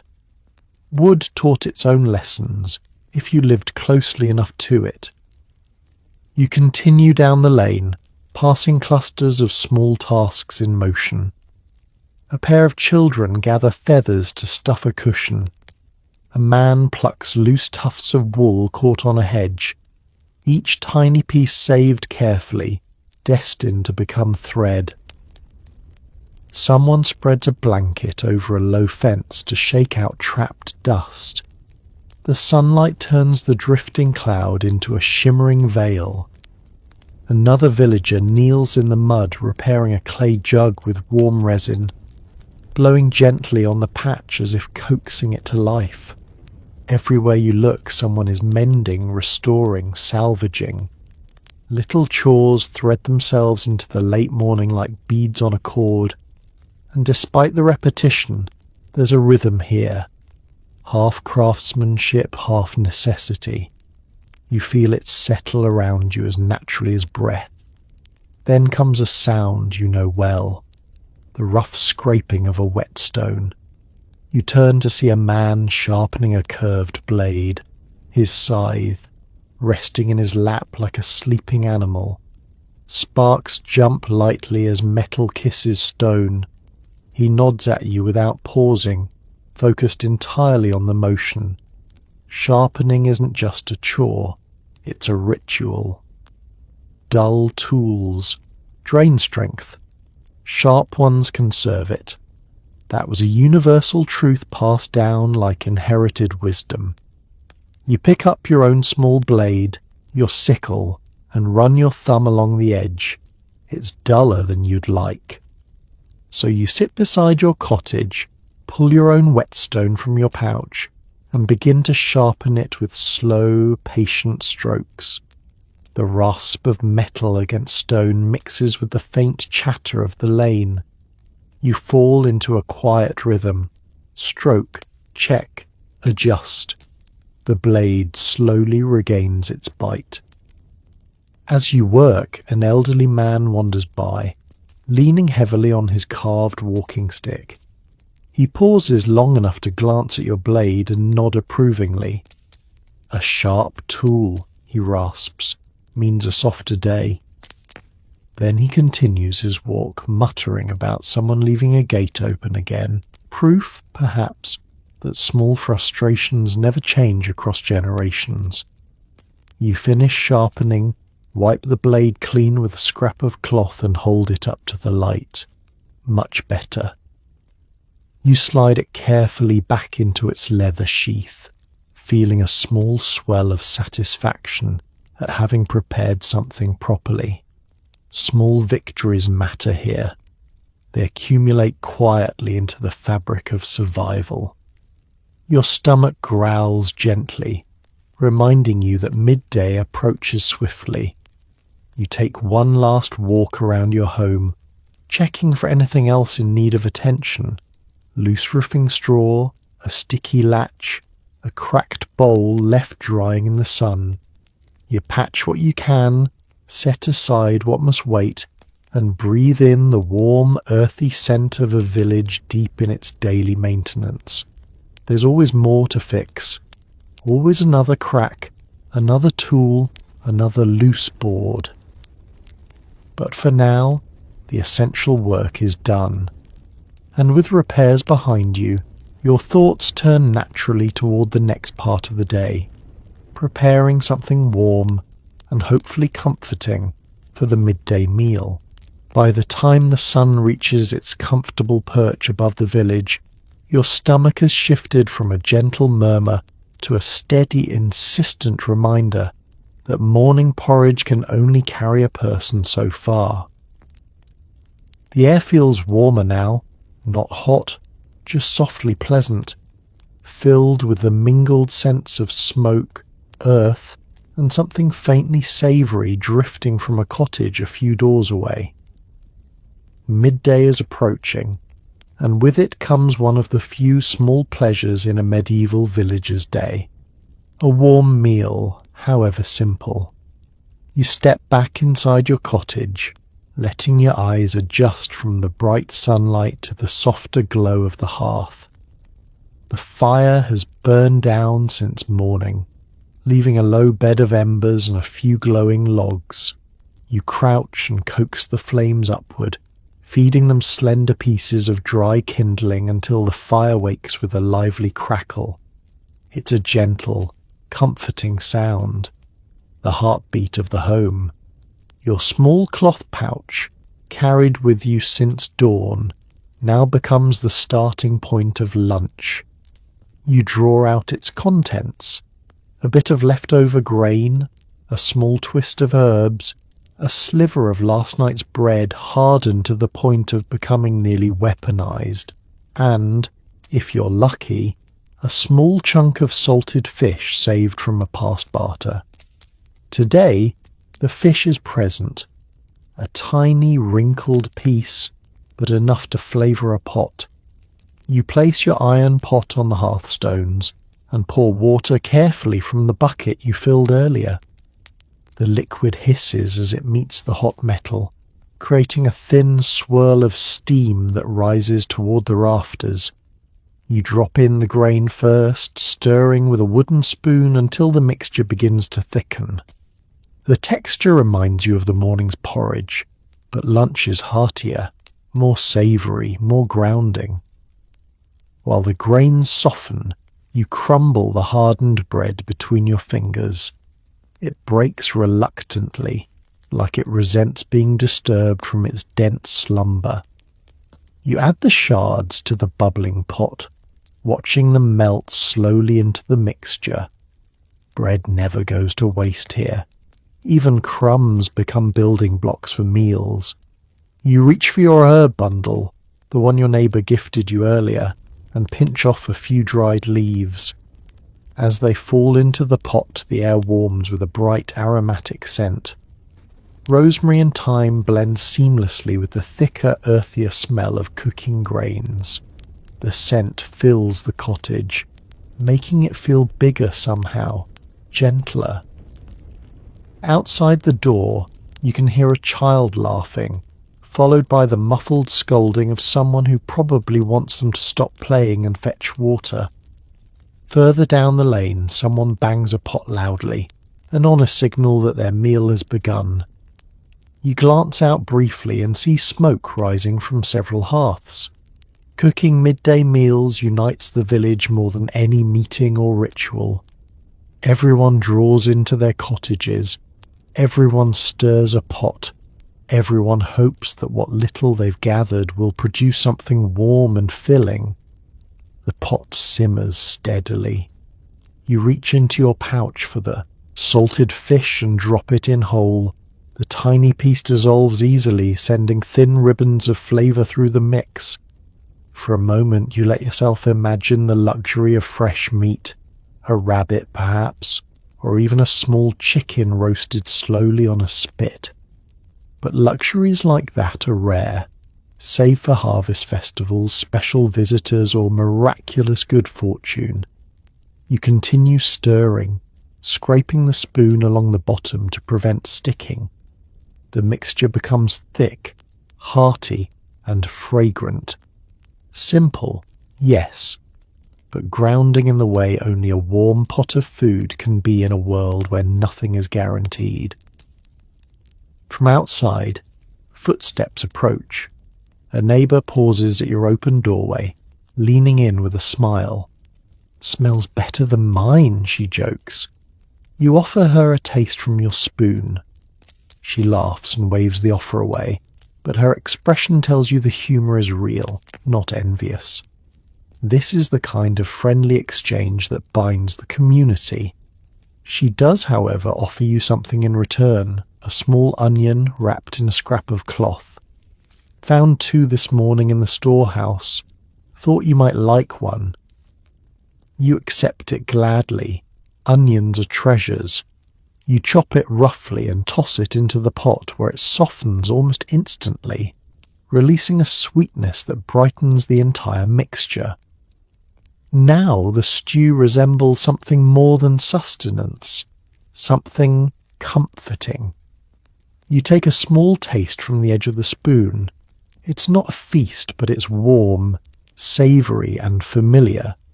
exactly what a medieval body craves after hours bent over stubborn soil. You ladle the food into your wooden bowl, watching the steam curl upward like a gentle invitation. You sit on a low stool near the fire, stretching your legs toward the warmth. The first bite sends comfort through your chest, warming you from within in a way the morning hearth never could.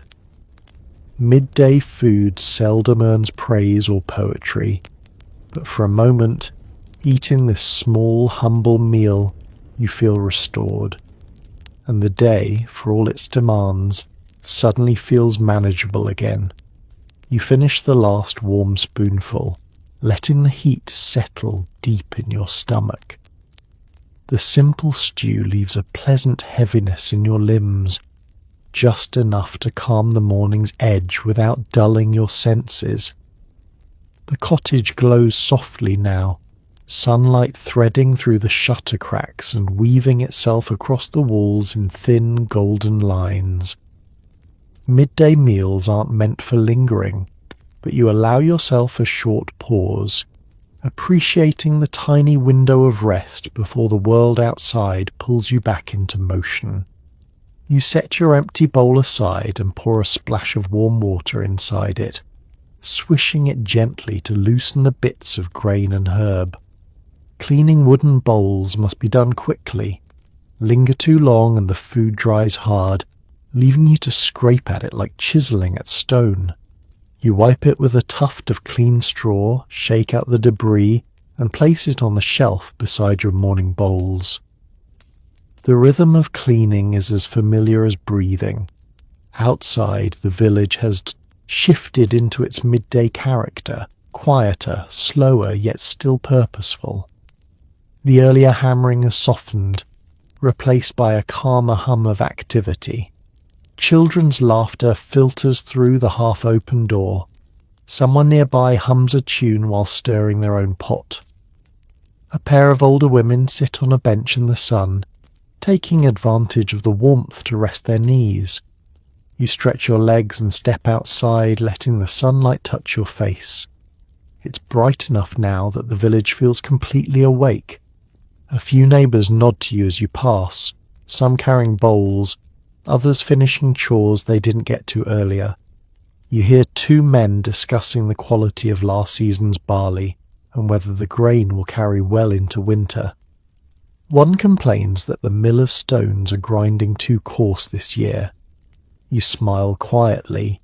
Every medieval village has one constant complaint, and it usually circles back to the miller.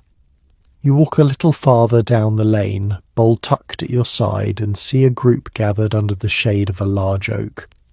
They've just finished eating too, resting, chatting, and enjoying the brief lull before afternoon tasks reclaim their hands. A few greet you as you approach. "Good meal?" a man asks, wiping his beard with the back of his hand. "Good enough," you say. "Better with an onion." One of the women perks up. "You had an onion? Lucky thing. I haven't seen one in weeks." You shrug modestly. Trade, not luck. Conversation shifts easily from meals to weather, to tools, to the patch of stubborn soil someone has been fighting all week. Midday gatherings like these act as a kind of social reset, a place to exchange small victories, small grievances, and small pieces of news before everyone scatters again. Someone mentions a curious rumour. A travelling peddler in the next village is selling miracle broth made from the bones of foreign beasts. You raise an eyebrow, unsurprised. Peddlers often spun fantastical claims to sell otherwise ordinary wares. Once, a man tried to sell a jar of what he called moonlight oil, which turned out to be nothing more than animal fat scented with stale lavender. It didn't stop half the village from trying it, though. People love hope as much as they love stories. A woman beside you laughs softly. "If that broth could mend cracked walls or keep foxes out of hen houses, I'd buy 10 jars. or chase off the steward when he comes counting bushels, another adds. The group erupts in knowing laughter. The steward's visits are never welcomed, always too curious, too exacting, too keen on reminding everyone of dues and obligations. Humour becomes a shield against the anxiety he brings, even if only for a moment. You sit beneath the oak for a few breaths, enjoying this shared ease. The tree's broad branches filter the sunlight into shifting patterns on the ground. Birds hop from branch to branch, pecking at acorns and singing idly. The air smells faintly sweet, some combination of warming earth, fresh hay, and someone's broth simmering a few cottages away. This moment doesn't last long, nothing in the medieval village ever does, but it's enough to soften the day, enough to remind you that life here isn't all toil. It's also bursts of humour, small comforts, human warmth pressed into the spaces between tasks. As you rise, dusting soil from your tunic, you pass your fingers along the rough bark of the oak. You feel the solid strength beneath, the same tree that shaded your childhood midsummer games, the same tree people gather under when the heat grows heavy, the same tree someone once carved initials into decades ago. It anchors the lane the way the hearth anchors your home. You turn back toward your cottage, bowl in hand, the sun at your back. The meal has steadied you, and the brief rest has returned clarity to your thoughts. Afternoon is coming, and with it, the call of the marketplace. You leave your cottage with your empty bowl tucked under your arm, stepping onto the lane as the village begins shifting out of its midday lull. The sunlight has mellowed into a warm, steady glow, bright enough to illuminate every uneven cobblestone and bent fence post, but gentle enough that shadows no longer stretch sharply across the ground. The breeze carries a blend of scents, a faint sweetness from someone brewing ale, the rich smoke of hearth fires, and the slightly metallic tang that always seems to hover near the blacksmith's forge. It's time to head to the heart of the village, the place where every road, footpath and rumour eventually converges, the marketplace. Even in a small medieval village like yours, marketplace doesn't mean a sprawling square with dozens of stalls. It's simpler than that. Just an open space beside the well where traders lay cloth across barrels or spread goods on blankets, where gossip thickens as surely as the air itself, and where every villager must pass sooner or later.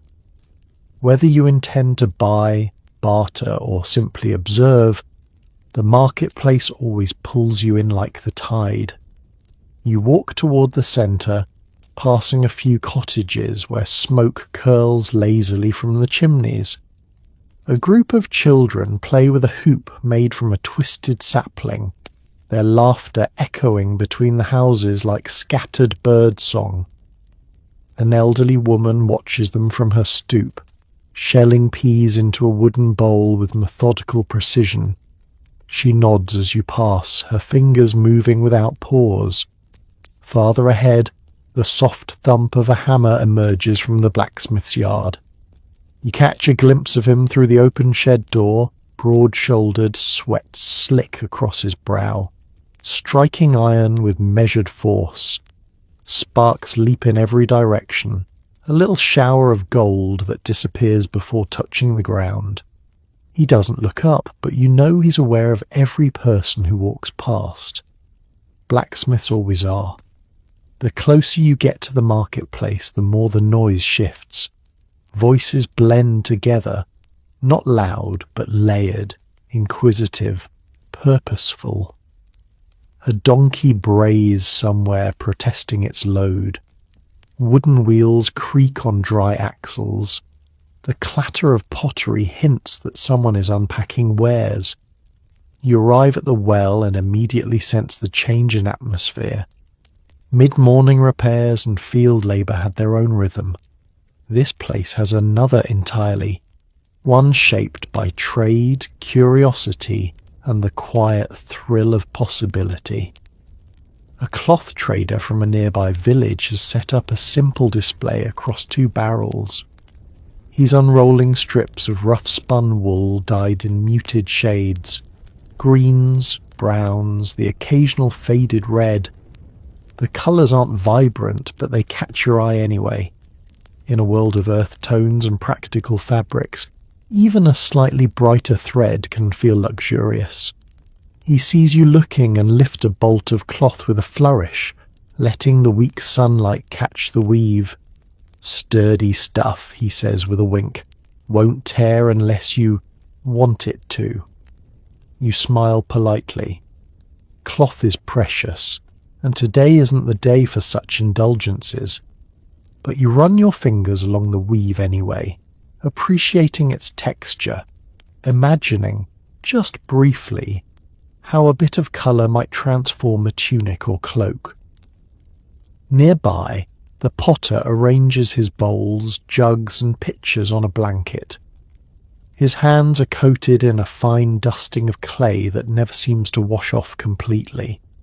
Among the pieces is a jug with a handle shaped like a bird's neck, a whimsical touch that makes you grin. The potter catches your expression and shrugs modestly. "People like a bit of charm with their chores," he explains. "Makes fetching water feel less dull." You agree. A small delight can go a long way. At the next stall, a low wooden table propped on uneven legs, sits a woman selling dried fish. Salted, smoked, and unmistakably pungent. She offers you a small piece to inspect. You lift it, inhale the salty aroma, and nod in approval. Fish like this can last months if stored carefully. It's a comfort during winter, a quiet promise of nourishment when the world turns cold and stingy. But the marketplace isn't just about goods. It's also about information. News spreads fastest here. While you move from table to table, you overhear 3 different stories. One woman claims a travelling merchant saw strange lights near the forest edge, dancing blue flickers that vanished before sunrise. A man insists he heard the steward might return sooner than expected to inspect grain stores. And someone swears the cooper is planning to raise the price of barrels after his apprentice accidentally ruined a week's work by leaving freshly shaped staves out in the rain. Whether any of it is true doesn't matter yet. What matters is that the stories exist, and everyone listens just long enough to decide whether they're worth repeating. You stop near a stack of baskets woven from willow branches. The basket maker stands nearby, polishing a handle with a scrap of woolen cloth. One basket catches your attention. You recognise the slightly crooked weave in the corner, the mark of his youngest apprentice. He sees your gaze and nods proudly. He's improving, the basket maker says. Still can't weave a straight line to save his life, but his handles are strong as ox ribs. You pick the basket up, testing its weight, admiring its sturdiness despite its flaws. It's moments like these that give the marketplace its charm. Imperfections displayed openly, talked about without shame, valued because they reflect real hands and real labour. As you continue wandering the stalls, the energy of the place settles over you like a warm cloak. You feel the mild excitement creeping in, the sense that something unexpected might happen here at any moment. A new piece of gossip, a chance barter, a fleeting glimpse of a rare item, or perhaps just the joy of watching people interact, negotiate, tease, bargain, and build relationships through trade. The marketplace is the village's heartbeat, and you've stepped right into its pulse. You drift deeper into the marketplace, weaving between small groups of villagers who've paused mid-chatter or mid-purchase. The sun has warmed the square fully now, softening the hard edges of the well-stones and bringing a friendly shimmer to the hanging bits of pottery and metal tools. It's the kind of midday glow that makes even worn-out boots and patched tunics look softened somehow, wrapped in the warmth of shared routine. Near the well, a small knot of people has gathered around a man you don't recognize immediately. He must have arrived recently, judging by the slight dust on his cloak and the travel-worn shoes. A peddler, clearly. His cart is modest, just 2 wheels and a wooden frame, but it's draped with oddities. Small wooden toys, spoons carved with intricate knots, dyed ribbons, brass pins, and a few objects whose purpose you cannot guess at a glance. He winks at you as you approach, and picks up a tiny carved whistle in the shape of a bird. He blows softly. The sound that comes out is surprisingly sweet, clear as a lark call echoing across a meadow. Children nearby gasp, their eyes widening. "Only 3 pennies, he announces, waving the whistle with a flourish. "Or a handful of dried beans. I am flexible." The children scatter, presumably in search of parents or bean-filled pockets. You chuckle and move on. Peddlers always bring a bit of chaos with them. A delightful chaos, though, one that briefly expands the world beyond the village edges. Across the way, a different kind of commotion draws your attention. 2 villagers stand over a basket of apples, inspecting each one like a jeweller examining gemstones. The apples, small, mottled and uneven, are still precious this time of year. Fresh fruit is a rare treat outside the harvest months, and it carries with it a quiet thrill. You lift one, rolling it in your palm. It smells faintly sweet, a reminder of late summer hiding beneath its dull exterior.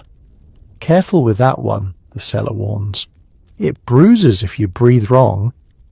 You set it down with exaggerated delicacy, earning a few laughs. Apples, fragile as they are, make for good humour when so much else in life is serious. Nearby, a dispute is simmering, the kind that's loud but not angry, more theatrical than heated. A man in a wool cap stands with his arms crossed, trying to convince a woman that her spool of thread is thinner this week than last. She insists it's exactly the same thickness, and if anything, it's sturdier than before. The people watching seem more entertained than invested. You linger just long enough to hear someone whisper, "He just wants a discount," before the argument dissolves into playful bickering. You step away, brushing past 2 young men comparing knives. One runs a thumb carefully along the blade, testing its sharpness.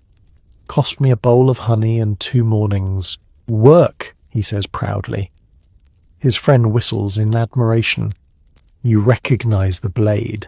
It belongs to the smith's apprentice, whose work has grown impressively precise of late.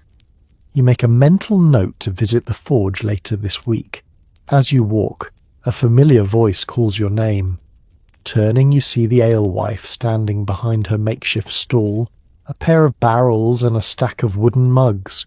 She waves you over. "Trade for a sip?" she asks. "Got something you might want?" She gestures to a bundle resting on her table, wrapped in cloth. You approach, intrigued.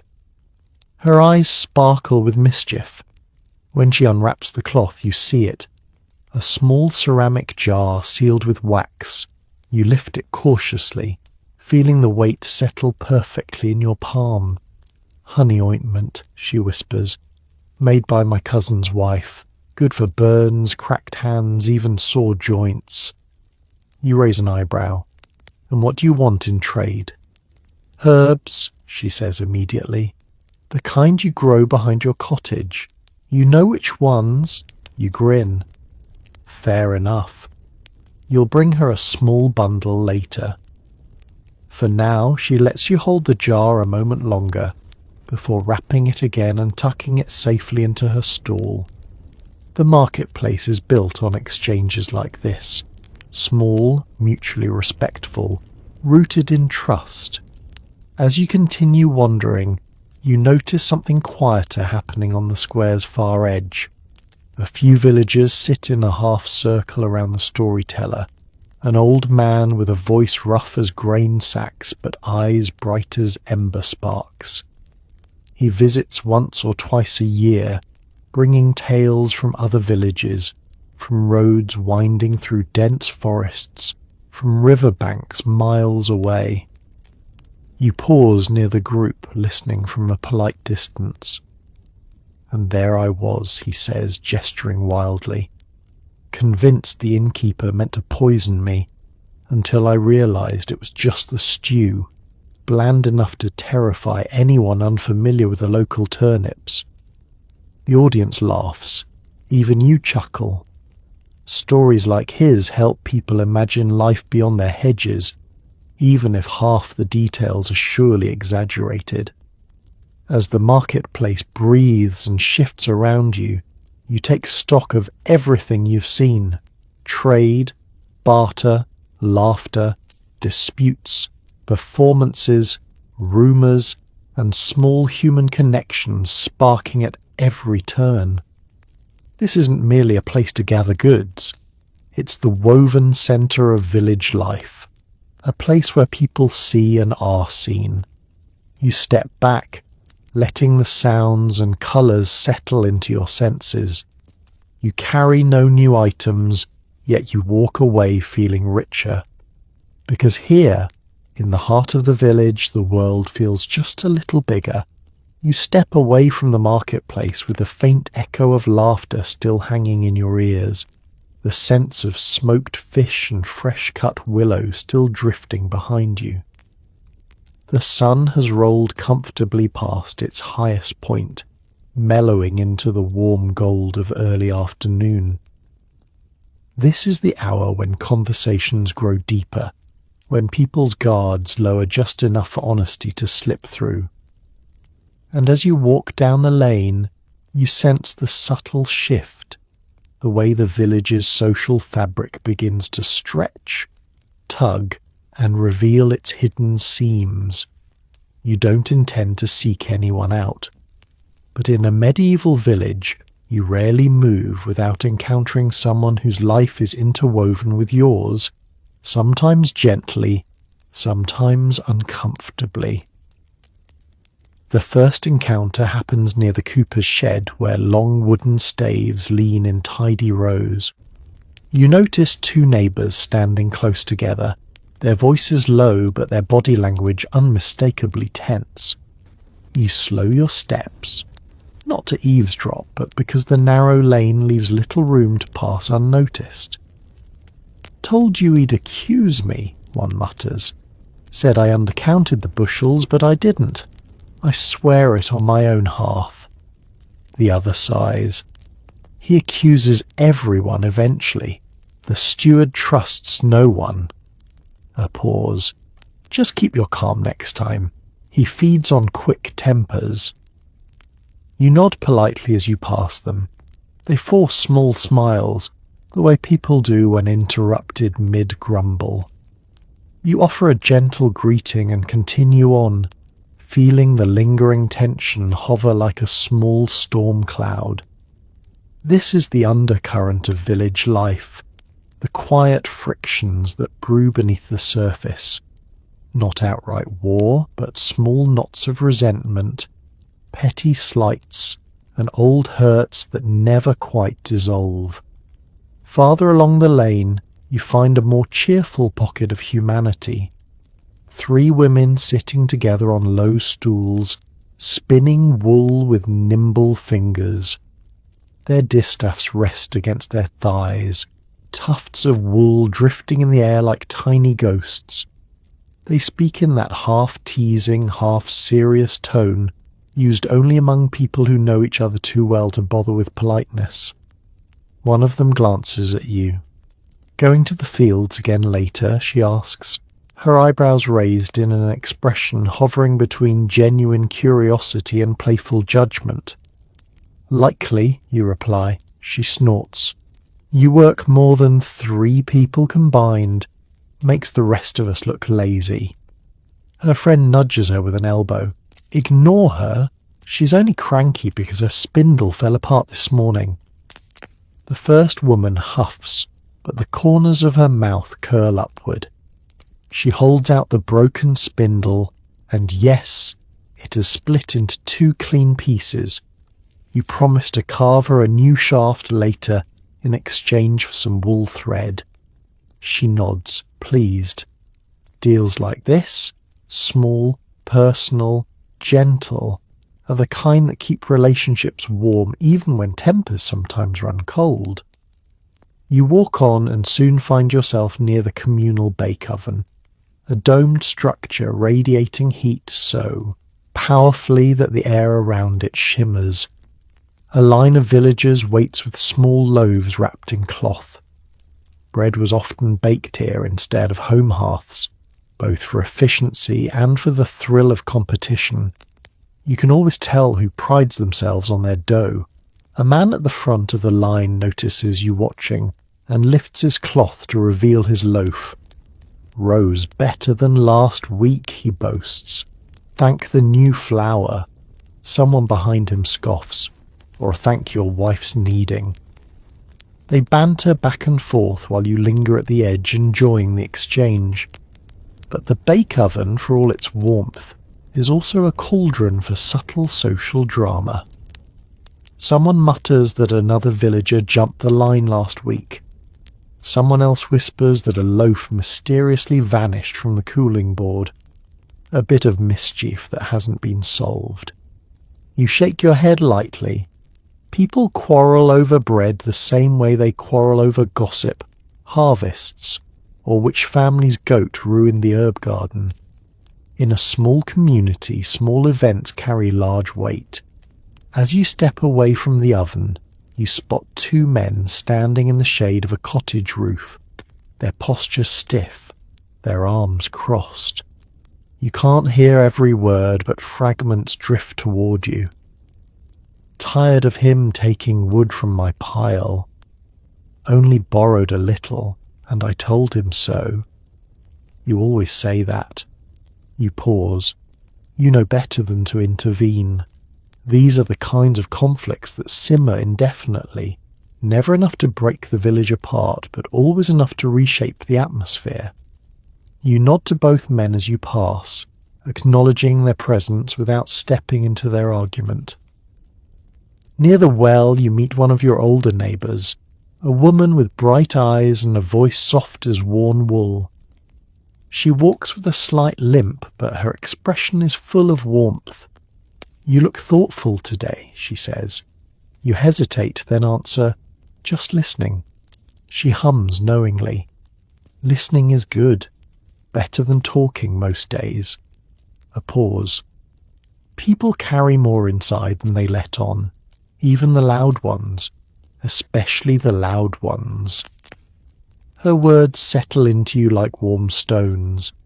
She's right. Villagers share laughter and gossip easily, but their real fears, poor harvests, illness, the steward's scrutiny, bad winters, live quietly behind familiar smiles. You walk slowly, soaking in the subtle complexities around you. The marketplace gave you energy. The village's social layers now invite you to refine your awareness. Friendships, mild feuds, hidden alliances, debts, favours, teasings, everything intertwines like threads on a loom. Life here isn't just chores and labour. It's a delicate balance of personalities, loyalties, and unspoken agreements. An understanding that balance is as essential as knowing the land itself. The afternoon light softens into a golden haze as you continue down the lane, carried along by the quiet hum of village life.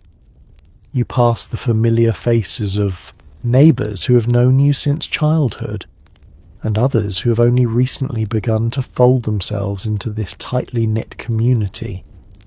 Each person contributes something different to the village's social rhythm, and as you move through their spaces, you feel those rhythms brushing against you like warm currents of air.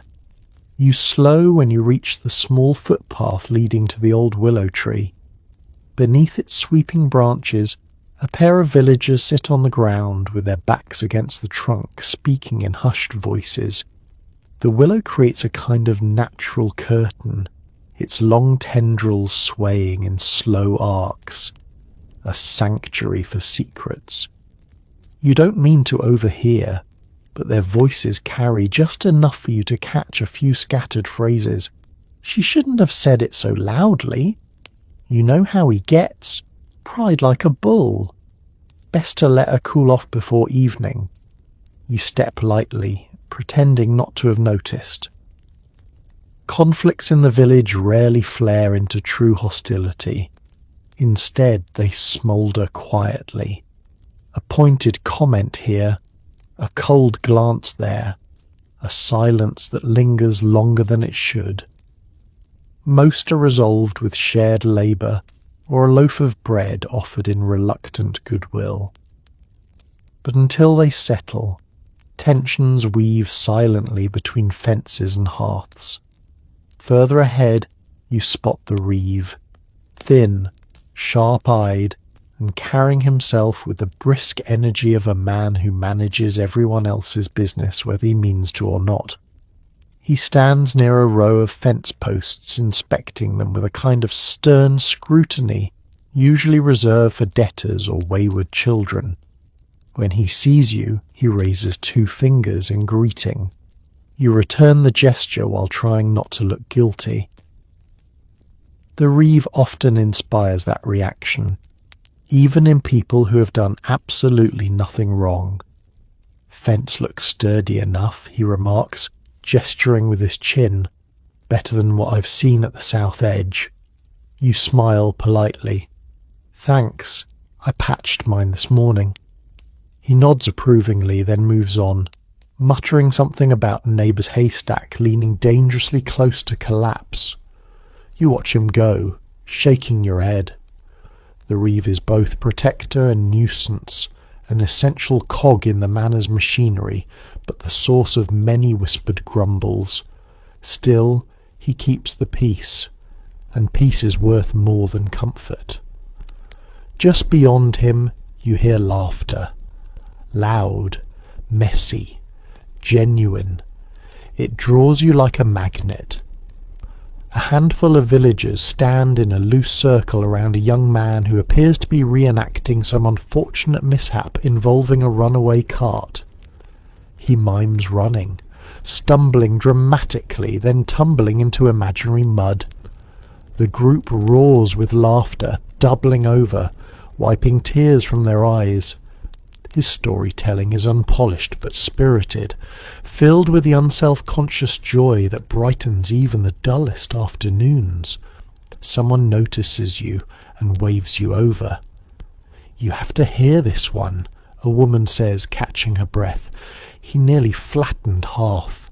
The goose yard, the young man grinned sheepishly. The cart rolled faster than I expected. And the goose chased you faster than anyone expected, someone else adds, prompting another burst of laughter. You listen, enjoying the warmth of the moment. These scraps of shared amusement lighten the atmosphere, knitting the village closer together. Humour here isn't trivial. It's a survival mechanism, but laughter isn't the only sound filling the air. Nearby, a widow stands by the well, twisting her hands anxiously while talking to the midwife. Their conversation is quiet, but the tension in her shoulders tells its own story. Someone sick, perhaps, or a fear that something minor might become something larger. You offer a respectful nod as you pass, careful not to intrude. People here share burdens, but privacy is a thin but honoured boundary. Behind the well, a teenage girl sits on a low stone wall, mending a torn sleeve. Her stitches are uneven, her jaw set with determination. When you greet her, she offers a small smile. "Trying to fix it before supper," she says. "Mother says if I learn to mend properly, I won't ruin every tunic I own." You laugh gently.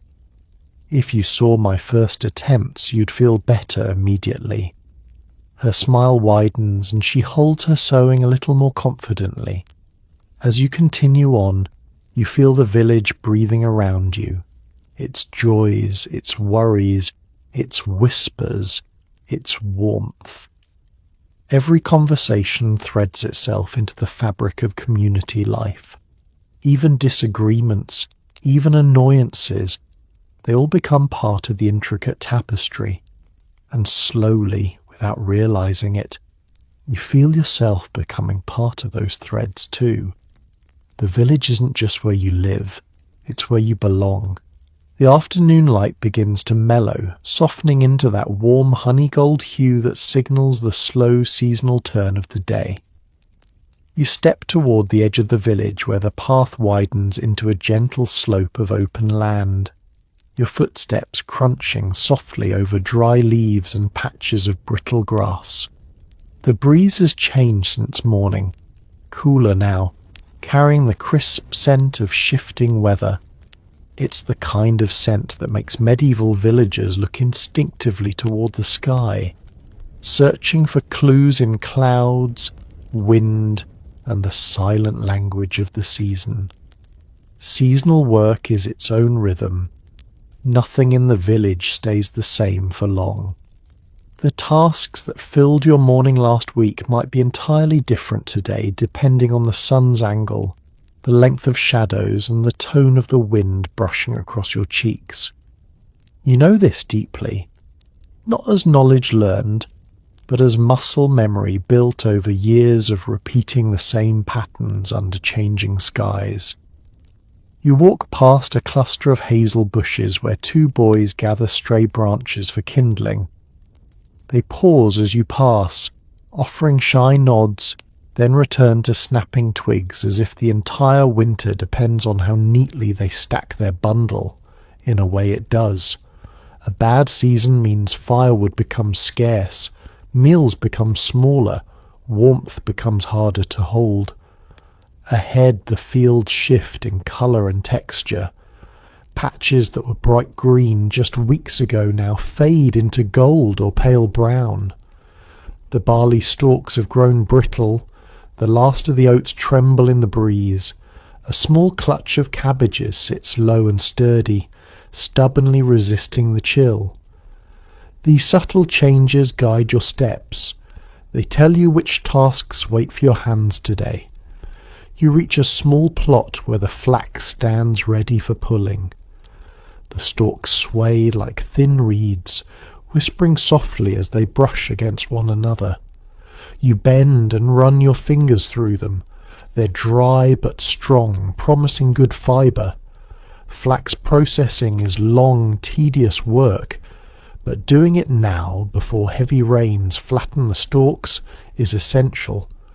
You grasp a handful and begin pulling them from the ground, roots and all, shaking loose soil with rhythmic flicks of your wrist. Each bundle you pull adds to the growing pile beside you. A woman from the next plot waves in greeting. She's spreading out herbs to dry on a worn cloth, sage, mint, a bit of yarrow. Her garden shrinks this time of year, and each leaf she collects becomes a lifeline for winter stews and simple remedies. "Storm coming soon," she calls out matter-of-factly, glancing toward a bank of clouds forming on the horizon. You look where she points. The clouds aren't dark yet, but they're thick and layered, moving differently from the fluffy ones earlier in the day. You nod. Before or after dusk? She squints. Hard to tell, but definitely before morning. That's enough to make you work faster. In a medieval village, the weather is a partner and a threat. It gives as much as it takes. And when it turns suddenly, the unprepared pay the highest price. You gather the rest of the flax, tying the bundles with loops of twine. When you hoist the final bundle onto your shoulder, you feel the weight settle against your back, a grounding weight, a reminder that preparations now will save work later. A few paces south, the orchard presents another task. Apples cling stubbornly to the higher branches, even though many have fallen and bruised on the ground.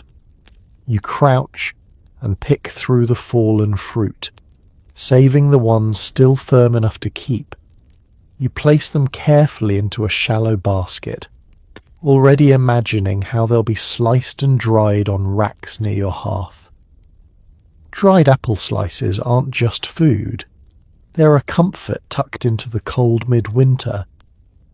Near the orchard fence, a man kneels beside a patch of turnips, his hands moving with the speed of someone who knows the weather is turning faster than expected. He mutters to himself, berating a particularly small root. When he spots you, he calls out, "You'd think the soil would have the courtesy to cooperate one season in a row." You laugh gently. If soil ever behaved, we'd all be out of work.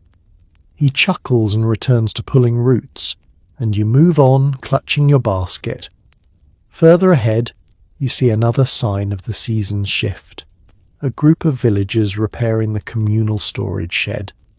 The wooden walls have warped from humidity, and gaps have opened between the planks.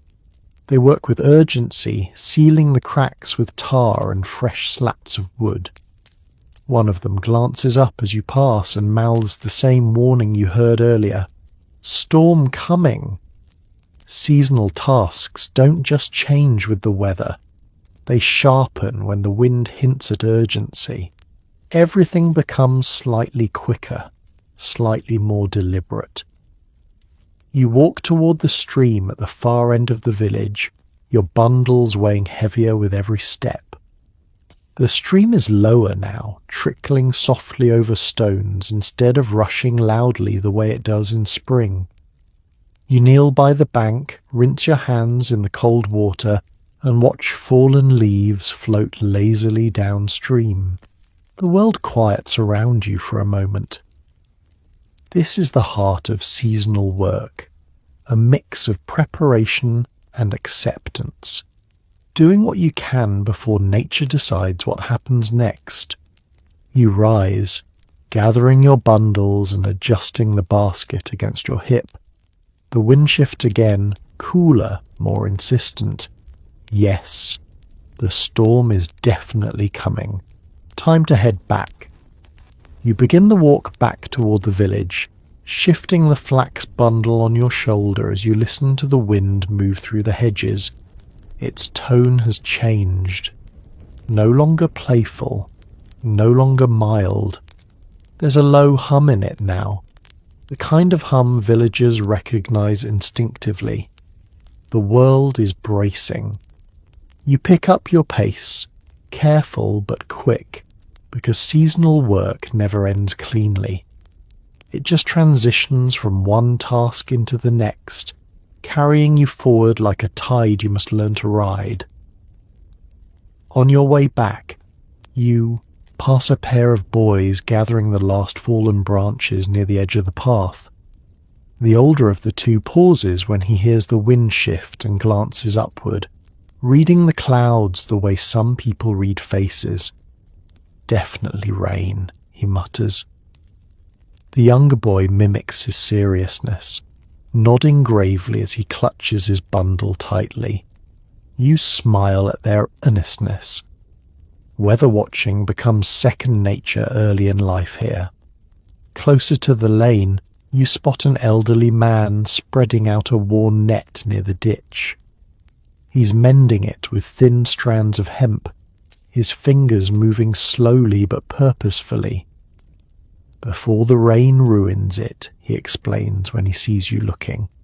"If it dries wrong, the knots shrink and snap." You step closer and help him gather one drifting edge before the wind tugs it away. He offers you a grateful nod. Shared labour doesn't always mean heavy lifting. Sometimes it's just a steadying hand in the right moment. You resume walking, noticing how the air thickens ever so slightly. The scents around you sharpen: damp soil, aging leaves, a hint of smoke carried from a distant hearth. On a wooden bench near a cottage wall, two women sit slicing onions and carrots, arranging the pieces on cloth to dry before the weather turns. One of them waves a hand in front of her watering eyes. "If the storm ruins this batch," she warns jokingly, "I'll blame your goat." You laugh, promising nothing, because goats rarely obey even the laws of physics. A familiar voice calls out from behind you. Turning, you see the beekeeper, hood pulled back, sleeves rolled to her elbows, carrying a shallow wooden crate filled with precious honeycomb. "Last harvest of the season," she says proudly.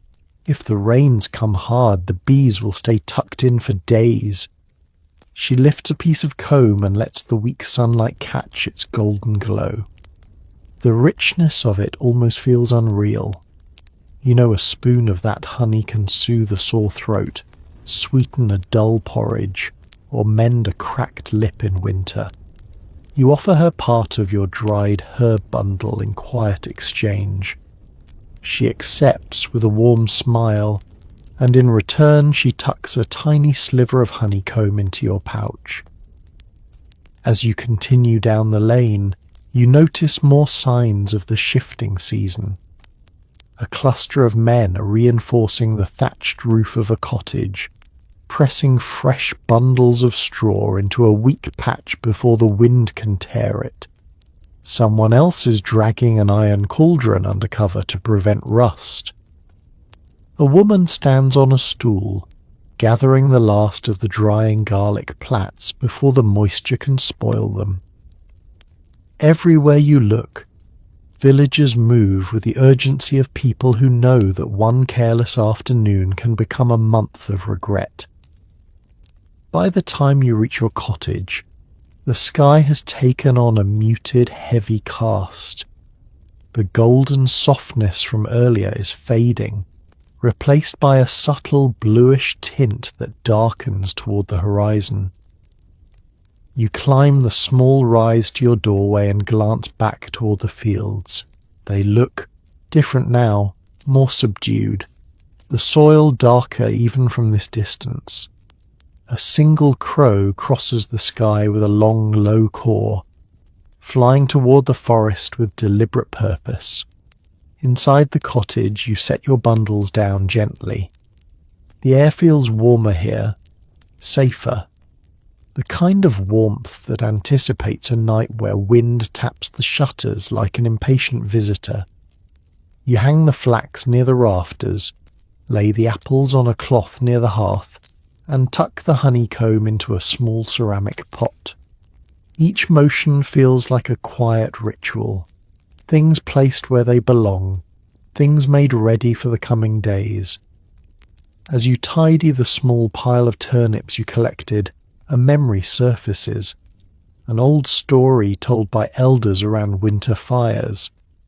They spoke of a year when storms came early, faster than anyone expected, and people had to sleep wearing their thickest cloaks for 7 nights straight.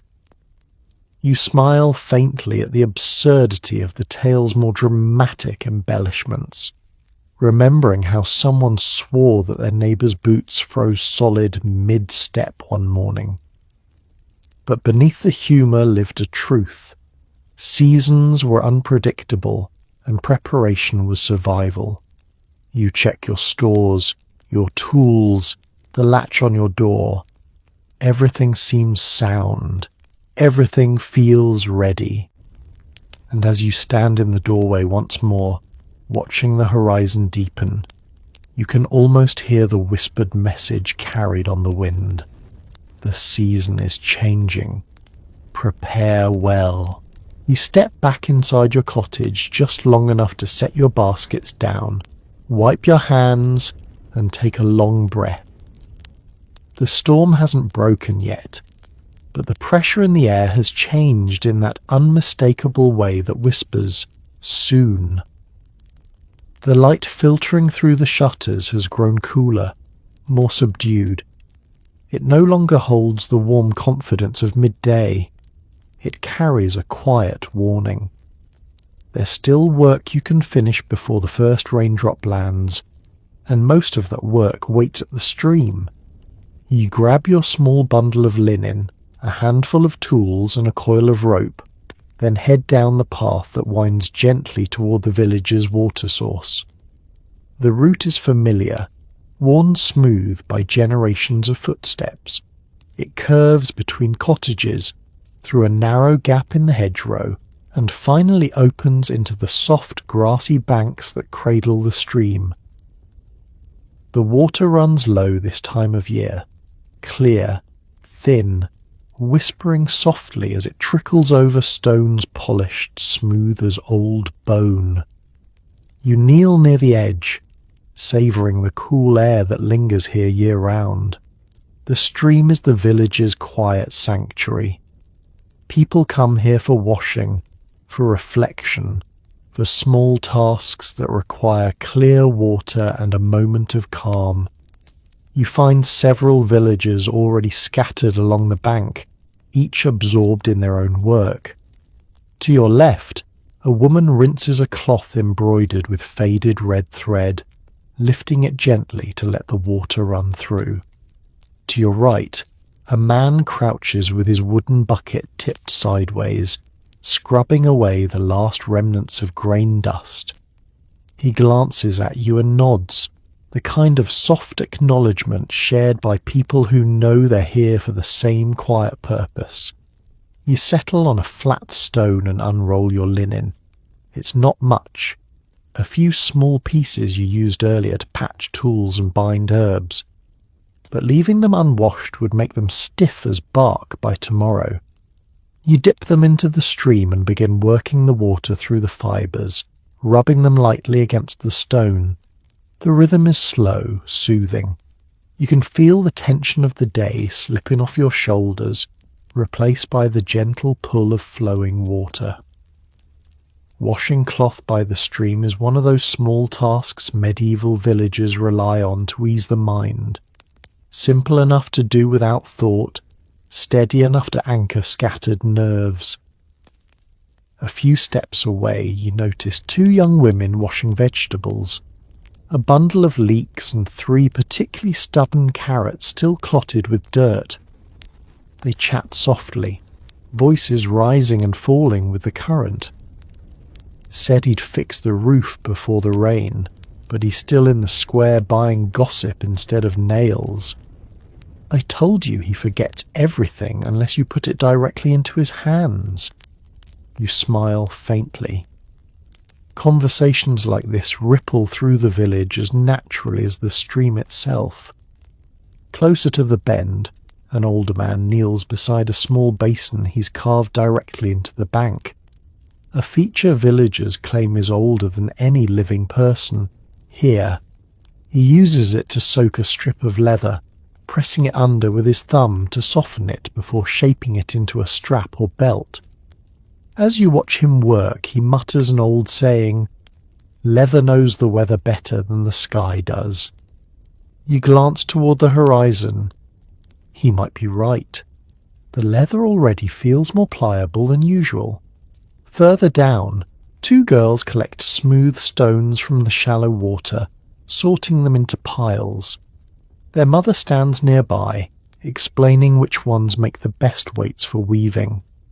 The girls listen intently, taking their mission far more seriously than you expected.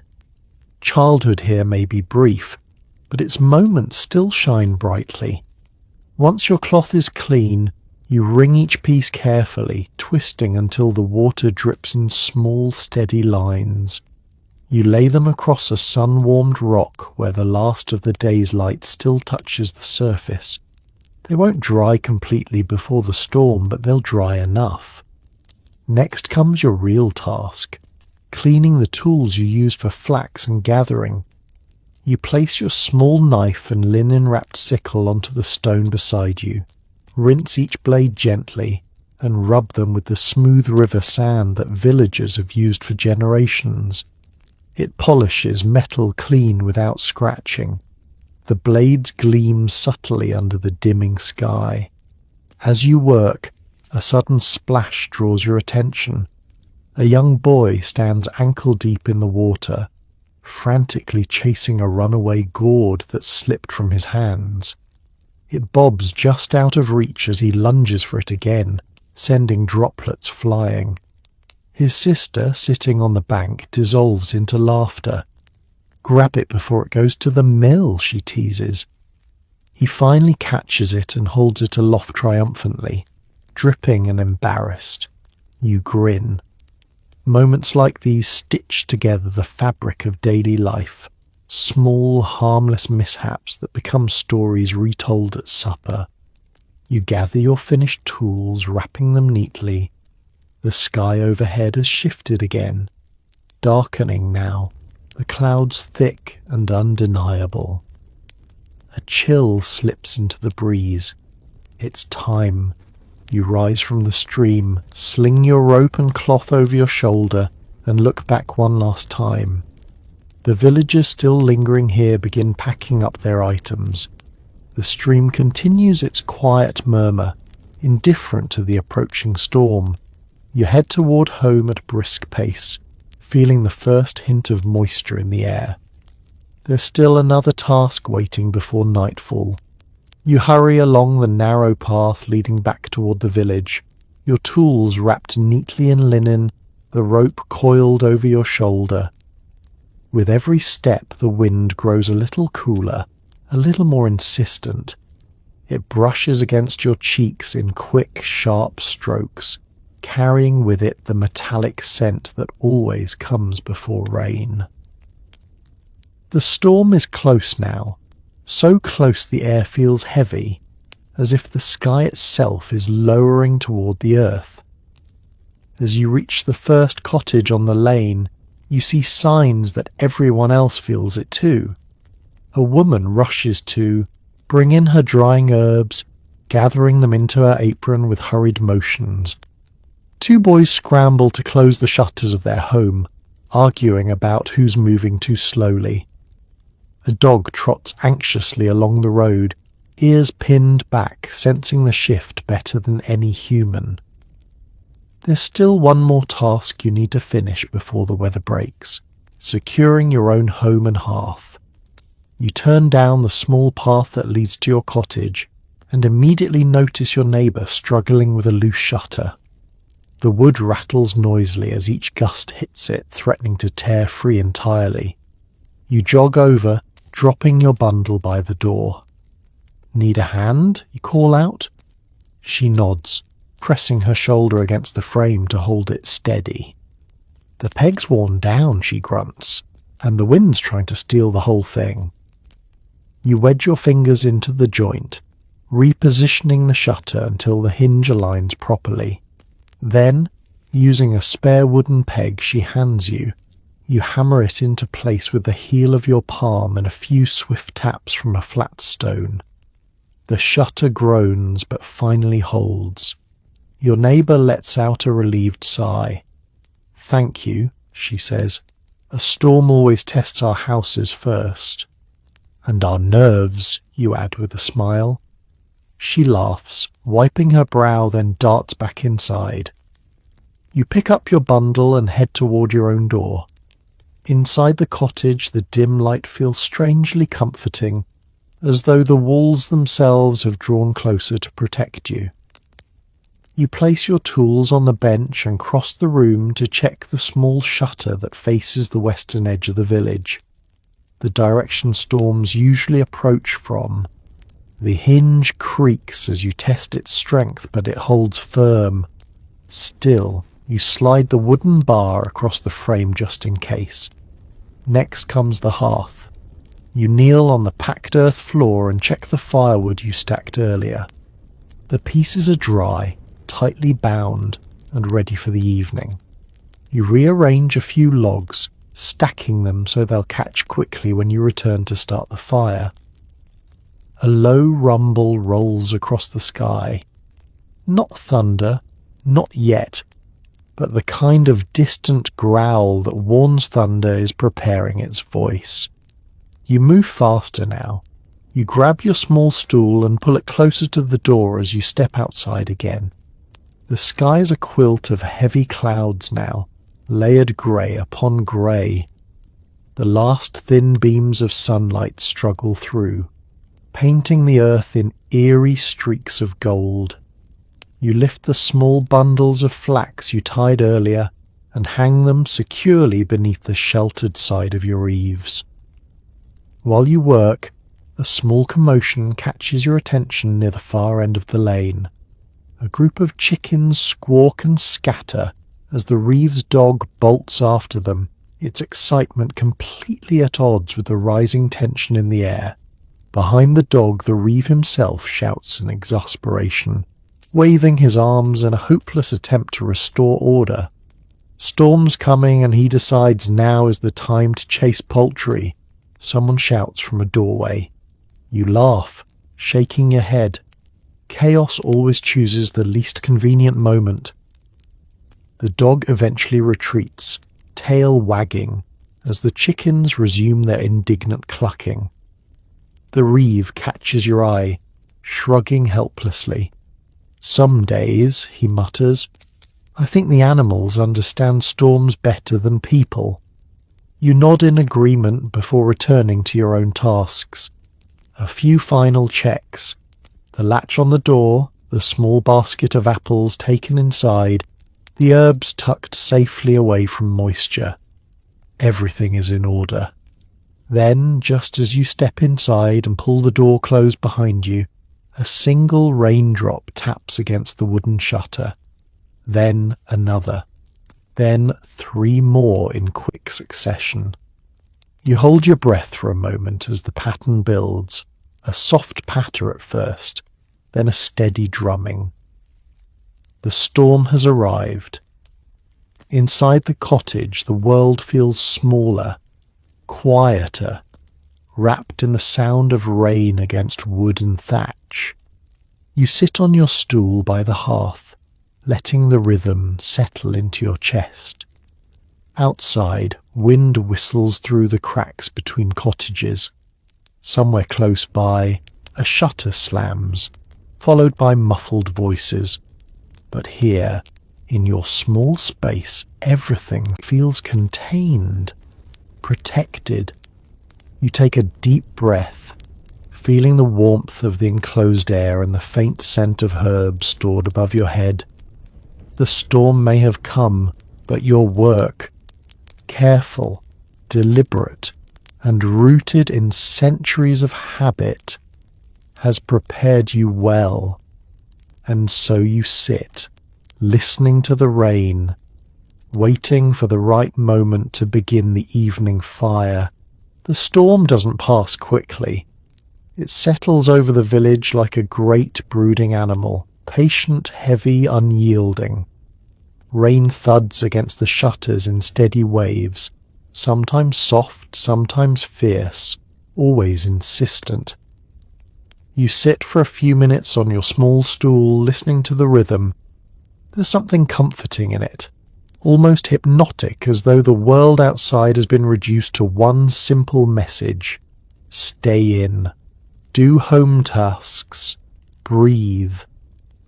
And so you rise, stretching your back slightly, ready to shift into the kind of work that the fields can't touch and the weather can't interrupt. Deep inside the cottage labour that medieval life depends on. The first thing you do is tend the fire. You crouch near the hearth, scooping a handful of dry kindling from the basket you filled days ago. You arrange the pieces carefully, thin sticks first, then thicker ones on top, forming a small, welcoming structure for the flame to climb. You strike a spark with flint and steel. It catches slowly, timidly, before blooming into a gentle tongue of fire, that begins warming the room, casting soft orange light across the walls. The temperature rises just enough to take the chill out of the air. Rain outside, fire inside. There's a rhythm in that contrast too. With the hearth alive again, you retrieve your indoor tasks. The bundle of wool, your small knife, the spindle you promised to repair, the half-finished rope you've been braiding for weeks, the fabric scraps saved from older garments.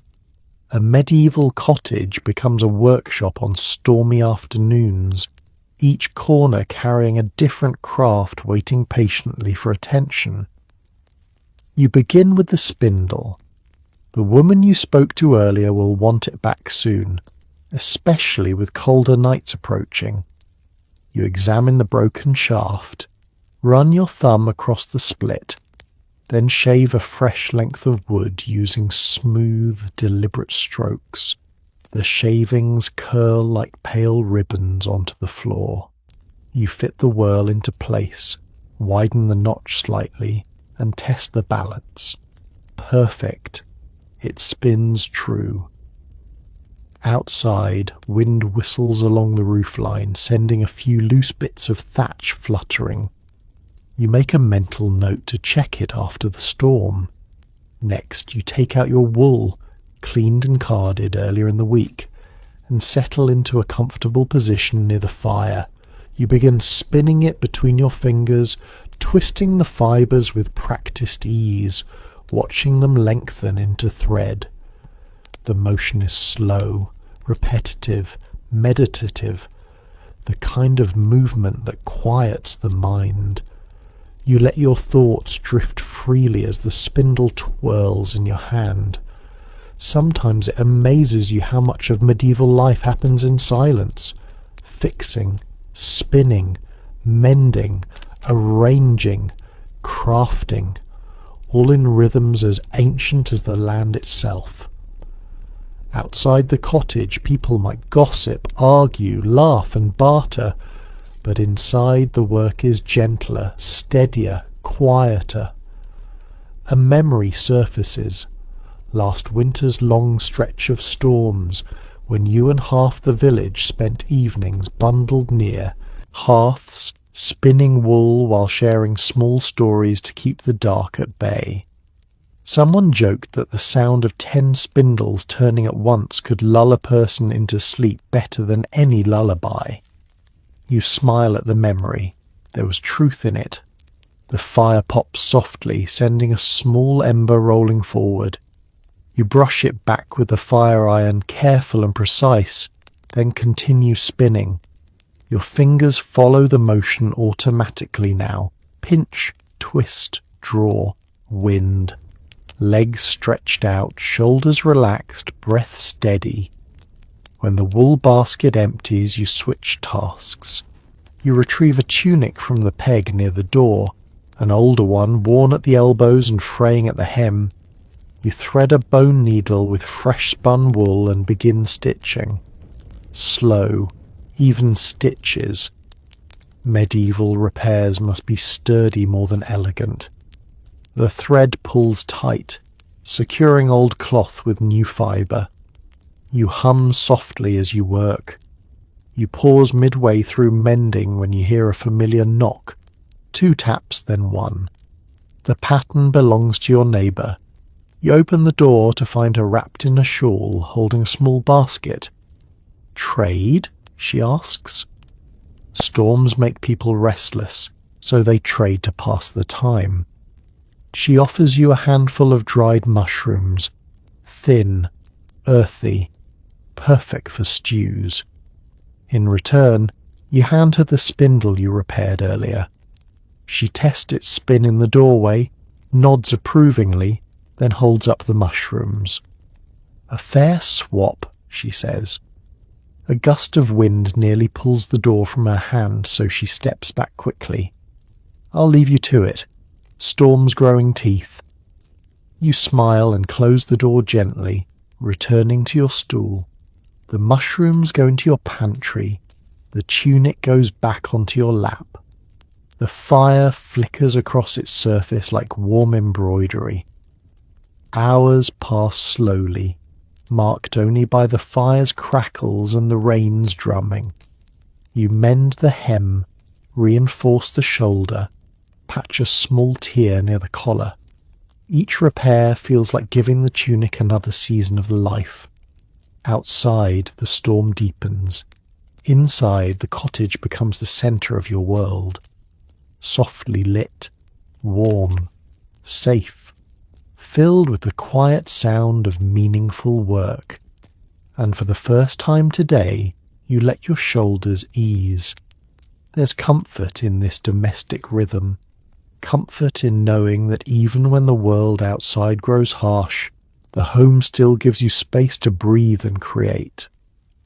The storm continues its steady assault on the cottage, each burst of wind rattling the shutters with a hollow wooden groan. But inside, the fire holds its warm ground, crackling with small, steady pops.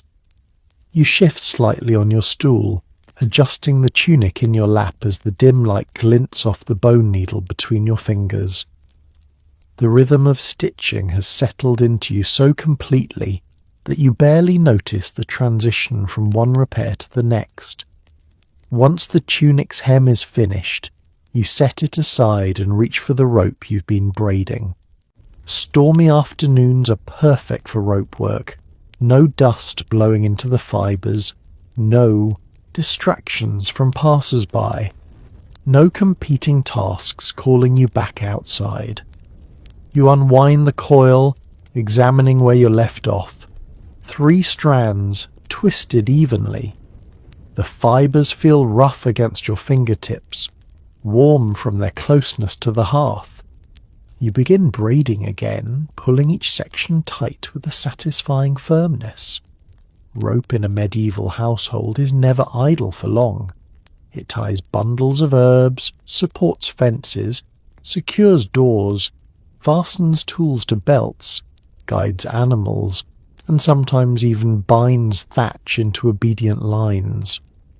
A well-made rope is worth its weight in silver on certain days. You feel a small spark of pride as the braid grows beneath your hands. When the rope segment reaches a useful length, you fold it neatly and place it beside your repaired tunic. The cottage feels richer somehow, fuller with finished work. Medieval life rarely gives opportunities for stillness, but when storms force you inside, you reclaim the kind of productivity that doesn't bruise the body. You stand and stretch, rolling your shoulders slowly. The fire has warmed the air enough now that your breath no longer fogs in front of you. You cross the cottage and lift a small wooden lid covering your storage nook. Inside sits a small tangle of household items awaiting attention. A cracked wooden spoon, a dull knife, a loose pot handle. You pull the knife first. Sharpening requires its own soft focus. You take the small whetstone from its cloth wrapping, sprinkle a few drops of water from your gourd, and begin sliding the blade across its surface. Slow, even strokes. Sparks don't fly the way they do at the blacksmith's forge. This is gentler, quieter, but no less important. You test the edge with your thumb, not against the sharp side, but across the grain, and nod. Better. The rain intensifies for a moment, hammering so loudly against the roof that you pause, eyes lifted toward the sound. The cottage holds firm. You listen, reassured. Nothing leaks, nothing shifts. The storm may rage, but the home you maintain so carefully withstands it. The cracked spoon comes next. You heat a thin rivulet of resin near the fire until it softens, then press it carefully into the crack with the tip of your knife. When the resin cools, it binds the wood like a tiny healed wound. You rub your thumb along the surface. It feels smooth again, strong enough to stir a pot without fear of snapping. Outside, a voice calls faintly through the storm, a neighbour shouting to someone unseen, probably chasing an animal back indoors. Their words blur into the wind, only the urgency clear. You smile sympathetically. Animals don't care about storms. They wander, they bolt, they follow instincts older than any cottage wall. Time slips as you continue through small chores, straightening the shelves, sweeping stray fibres from the floor, tightening the twine around the herb bundles drying overhead. The cottage glows warmly now, its corners softened by firelight. Shadows dance on the walls in slow arcs each time the flames shift. Eventually you sit again, drawing a small wooden box from beneath the bench. Inside lie the finer tasks, the ones requiring good light and patience. You retrieve a handful of dried apple slices and begin threading them onto a long string for storage. They'll hang near the rafters where smoke and warmth keep them dry. You pierce each slice carefully, sliding them along the thread until you have a neat, fragrant chain. Their sweet, faint scent fills the air. A memory surfaces. Last winter, when one of these apple strings broke and spilled fruit across the floor. A neighbour's child gathered them like treasure, insisting that no apple should ever be lonely. You smile at the thought, tying this new string securely to avoid such a fate again. When the rain softens slightly, you take a moment to warm your hands near the fire. You feel the gentle ache in your fingers, the kind that comes from meaningful use rather than strain. Indoor work never stops entirely, but it asks less of your muscles and more of your mind. It's the work that keeps the home whole, everything protected, everything ready. The storm flares once more, wind sweeping against the shutters in a prolonged, mournful moan. But this time, the sound doesn't unsettle you. You've done what you can. Your cottage is prepared, your stores secure, your tools repaired, your clothing mended. The world outside may be soaked and restless, but inside you've created a small island of order. You sit back on your stool, listening to the fire breathe. The storm can do what it will. You have done your part. When the storm finally begins to ease, just slightly, just enough of the rhythm of rain to steady instead of thrash, you rise from your stool and stretch your legs. The cottage feels warm now, lived in, gently humming with the quiet pride of good work finished. But the day isn't over. Medieval evenings are full of their own tasks, rituals, and small comforts, and the waning storm creates the perfect transition into that next rhythm. You fetch your cloak from its peg by the door. It's still damp from earlier, but the fabric has warmed near the hearth, softening the stiffness. You wrap it loosely around your shoulders and open the cottage door just a crack. The world outside feels transformed. The air carries that unmistakable after-rain scent, earthy, clean, almost metallic. The lane glistens in the fading light, puddles forming in shallow dips where boots will surely splash tomorrow. Mist rises in gentle spirals from the thatched roofs. Everything feels hushed, as if the entire village is catching its breath. But above all, the light has changed. The clouds are breaking in uneven strips, revealing a narrow band of pale evening sky. The sun, although nearly gone, paints the world in a muted gold that reflects off wet surfaces like liquid metal. You step outside and let the cool air wash over your face. After hours of indoor labour, the freshness feels like a small blessing. And it is time for the evening meal. Your stomach, patient but persistent, gives a gentle twist of reminder. So you gather the small basket of ingredients you've prepared throughout the day, the dried mushrooms from your neighbour, the turnips you collected earlier, a few flakes of salted fish, and a handful of herbs. Simple things, humble things, but enough for a proper evening dish.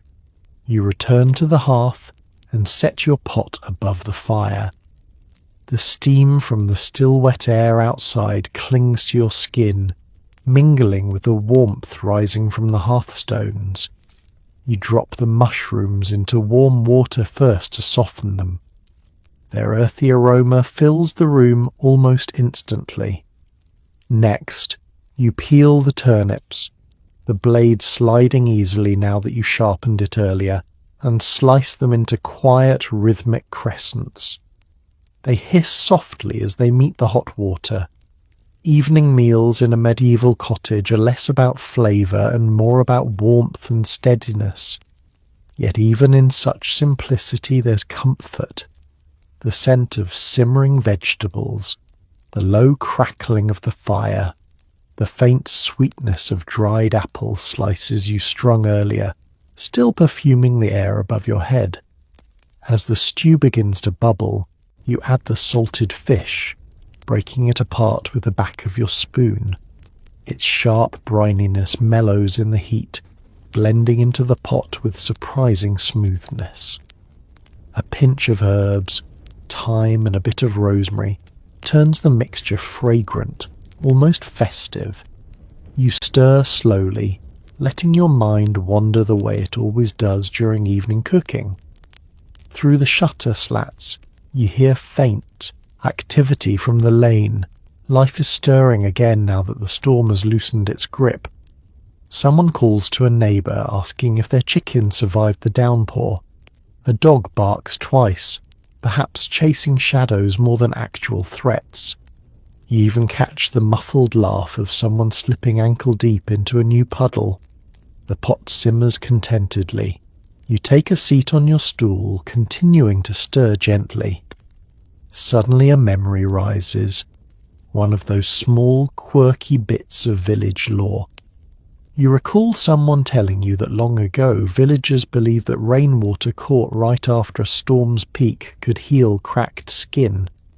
It was probably just soft water being easier on the hands, but the story stuck with you anyway. Little tales like that pass through generations not because they're useful, but because they make hard lives feel touched with a tiny spark of wonder. The stew thickens as you reflect. You taste a small spoonful. The turnips have softened perfectly, the mushrooms rich and grounding. You add a bit of the honey ointment you traded for earlier. Not enough for sweetness, just a dot to smooth the edges of the broth. A trick someone taught you years ago. A secret you keep quietly. You ladle the stew into your wooden bowl and settle near the fire. The warmth radiates through you with the first bite, calming muscles you didn't realize were still tense. Outside, the rain has thinned into a gentle patter, soft, polite, almost apologetic after its earlier rage. This is the moment medieval villagers work toward all day. A hot meal, 4 walls, a bit of quiet, and the knowledge that even if tomorrow brings new burdens, tonight is warm and safe. As you eat, you feel yourself settling into a deeper calm. The fire flickers, the storm sighs, the stew warms you from throat to chest to belly, easing the long ache of the day. Evening has begun, and the village slowly and quietly begins to breathe again. You finish the last spoonful slowly, savouring the warmth as it settles deep into your core. Outside, the storm has weakened to a shy drizzle, the kind that whispers rather than drums. The light slipping through the shutters has shifted from gold to a muted blue-grey, the unmistakable glow of early evening. It's the hour when the village changes shape again, when voices soften, when chores lighten, And when people drift into the gentle rituals that carry them toward night, you set your empty bowl on the small table by the hearth and take a moment simply to listen. The cottage gives off a soft, steady crackle from the fire. A gentle draught hums through the wall. The rope you finished braiding earlier hangs neatly beside the door, swaying ever so slightly with the shifting air. Then you hear it, faint footsteps on the lane, followed by the familiar murmur of neighbours calling evening greetings. No matter how exhausting the day, this is when people begin to re-emerge, reconnecting after the storm's forced isolation. You pull your cloak around your shoulders, open the door and step outside into the cool, washed air. The world feels rinsed clean. The puddles glisten like tiny mirrors. The thatched roofs drip rhythmically. The sky, though still cloudy, has broken just enough to reveal streaks of pale lavender. The smell of wet earth rises around you, rich and comforting. You breathe it in deeply. A few villagers are already gathered beneath a large oak near the centre of the lane, the same tree that sheltered gossip and laughter earlier in the day. Now it shelters something quieter, that tender, winding down kind of conversation that comes only after shared labour and shared weather. You join them, nodding to each familiar face. Someone shifts to make space for you on a low wooden bench. "You survived the storm," one man says with a grin. "Barely," you reply, playing along. A woman nearby chuckles. "At least it wasn't like last winter when the wind peeled half the south roof off the mill and sent the shingles flying into old Garen's cabbage patch." The group breaks into laughter at the memory, particularly the part where old Garen insisted the wind had singled him out personally, taking offence at his refusal to share his late autumn ale. Someone adds, "He still weather weather has opinions." These moments, shared humour, shared history, soften the edges of village life more than any stew or fire ever could. A child approaches the group, clutching something in both hands. When she gets close enough, you see it is a little clay figure, lumpy, crooked, clearly shaped by small fingers. She holds it out proudly. "It's a sheep," she declares. The resemblance is vague at best, but you nod solemnly. "A very fine sheep." She beams, then runs off to show the next neighbour. The adults exchange smiles. In a medieval village, even the smallest creative act becomes a point of communal warmth. You settle into the conversation as the dusk deepens. People swap small stories of how the storm affected their homes, whose dog panicked, whose herbs needed rescuing, whose tinder stayed blessedly dry. One man boasts that he patched his roof just in time. Another mutters that he'll be patching his for the next 2 weeks. The gentle rivalry feels familiar, comforting. A woman beside you unwraps a bit of cloth to offer small bites of dried fruit. You take a piece and thank her. She shrugs lightly. The storm pours just long enough to check on each other. Seems fair to share. Evening gatherings like this serve an important role. They close the emotional distance created by long labour. You feel your mind settling, your shoulders loosening, the small tightness in your chest finally dissolving into the soft quiet of neighbourly presence. As the sky darkens further, a few villagers begin drifting back toward their cottages. You take the hint, rising slowly from the bench. The air has grown cooler again, with a hint of night's deeper chill creeping in. You say your goodbyes and make your way home. Inside, the cottage welcomes you with a gentle glow. You close the door against the cooling breeze and hang your cloak by the hearth. The fire is still alive, though lower now, flickering in slow, drowsy arcs. You add one small log, not enough to roar, just enough to carry you through your evening routines. You gather the chain of apple slices you finished earlier and hang it carefully near the rafters. Then you check your stores again.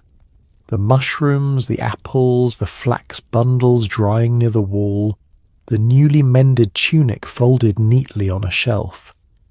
Everything is where it should be. Everything feels in order. The room dims as the last natural light fades. You sit on your stool once more, letting the quiet embrace you.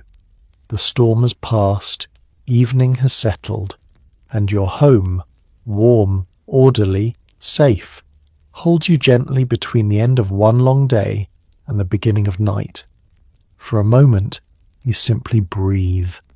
Slow, easy, content. Because this soft quiet after a storm, is one of the purest comforts a medieval villager ever knows. Night is gathering at the edges of the village now, settling into the rooftops like a soft, dark shawl. You feel it before you see it, the way the air grows still, the way colours lose their sharpness, the way the quiet deepens in a way that feels almost reverent. Evening in a medieval village isn't just a time of day, it's a transition, a turning inward, a slow unwinding after hours defined by labour and weather and human noise. Your cottage sits warm behind you, firelight flickering across the walls, but something in the cool air draws you outside again. Not far, not for long, just enough to stretch your legs and catch the last breaths of twilight before darkness claims the lanes. You step onto the small path in front of your home and walk slowly toward the central well. The puddles left behind by the storm reflect the first faint stars overhead, tiny points of light trembling in the rippling water. The smell of rain still lingers, fresh, earthy, touched with a faint smoke drifting from chimneys where evening fires burn low. The village looks softer at this hour. The rough edges blur. The fences, patched and crooked in daylight, become gentle silhouettes. The cottages glow from within as families settle into their nighttime rituals. Warm light spills through shutter slats in thin lines, touching the damp ground like golden threads. In the distance, someone hums a lullaby. The notes carry lightly on the cool air, simple, steady, comforting. It weaves through the village like a small blessing. You drift toward the well and lean your hands lightly on the stone rim. The water inside reflects the dimming sky, turning deeper and deeper blue. You lift the bucket slightly, testing its weight, hearing the familiar slosh inside. It's instinctive, part of your nightly routine, even if you don't strictly need more water tonight. Routine is its own comfort. A soft scuff of footsteps draws your attention. Old Garin approaches, stooped but steady, his lantern swinging gently at his side. The glow reveals the deep lines etched into his face, each one carved by years of storms, harvests, and an astonishing catalogue of dramatic opinions. "Evening walk?" he asks. "Just a short one," you say. He grunts approvingly, leaning against his walking stick. Good to stretch before the cold settles in. Then, in a conspiratorial whisper, he adds, "Storm blew half the thatch off the mill roof, you know." You raise an eyebrow. "Half? Well, some. A corner, a bit of a corner." He waves his free hand dismissively. "But it'll make for a fine story by tomorrow." You laugh softly. Garen's tendency to enlarge events is practically a village tradition at this point. You wonder how many stories of his will outlive him, likely more than he'd ever expect. He continues down the lane, lantern bobbing like a small wandering star. You watch until the glow disappears behind a cottage wall.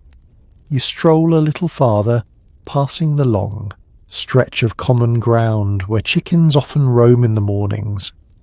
Now they're tucked safely inside coops, their restless clucks replaced by the occasional soft rustle of settling feathers. You pause near the wooden enclosure, listening to one last sleepy cluck. Even the animals feel the rhythm of evening. A faint breeze rises, carrying the quiet sound of two women chatting near their doorway. Their voices are soft but animated, discussing the next washing day, debating whose bread turned out misshapen, wondering aloud whether the steward's next visit will bring more trouble than usual. Their silhouettes move gently behind the warped window pane. Even gossip grows calmer at night, less sharp, less urgent, more reflective. You continue walking until you reach the small slope overlooking the fields. The storm has left the soil dark and rich, almost black in the waning light. The last threads of sunset burn low on the horizon, muted by leftover clouds but still beautiful. You stand there for a moment, breathing in the cool air, letting it fill you with a quiet clarity. A memory drifts back to you, one of those small but peculiar tidbits older villagers swear by. Someone once insisted that standing outside at twilight facing the fields lets the day leave your bones. You don't know if it's true, but standing here now, letting the chill settle gently over your skin, you understand why the idea survived. There's something soothing about this moment, something cleansing in watching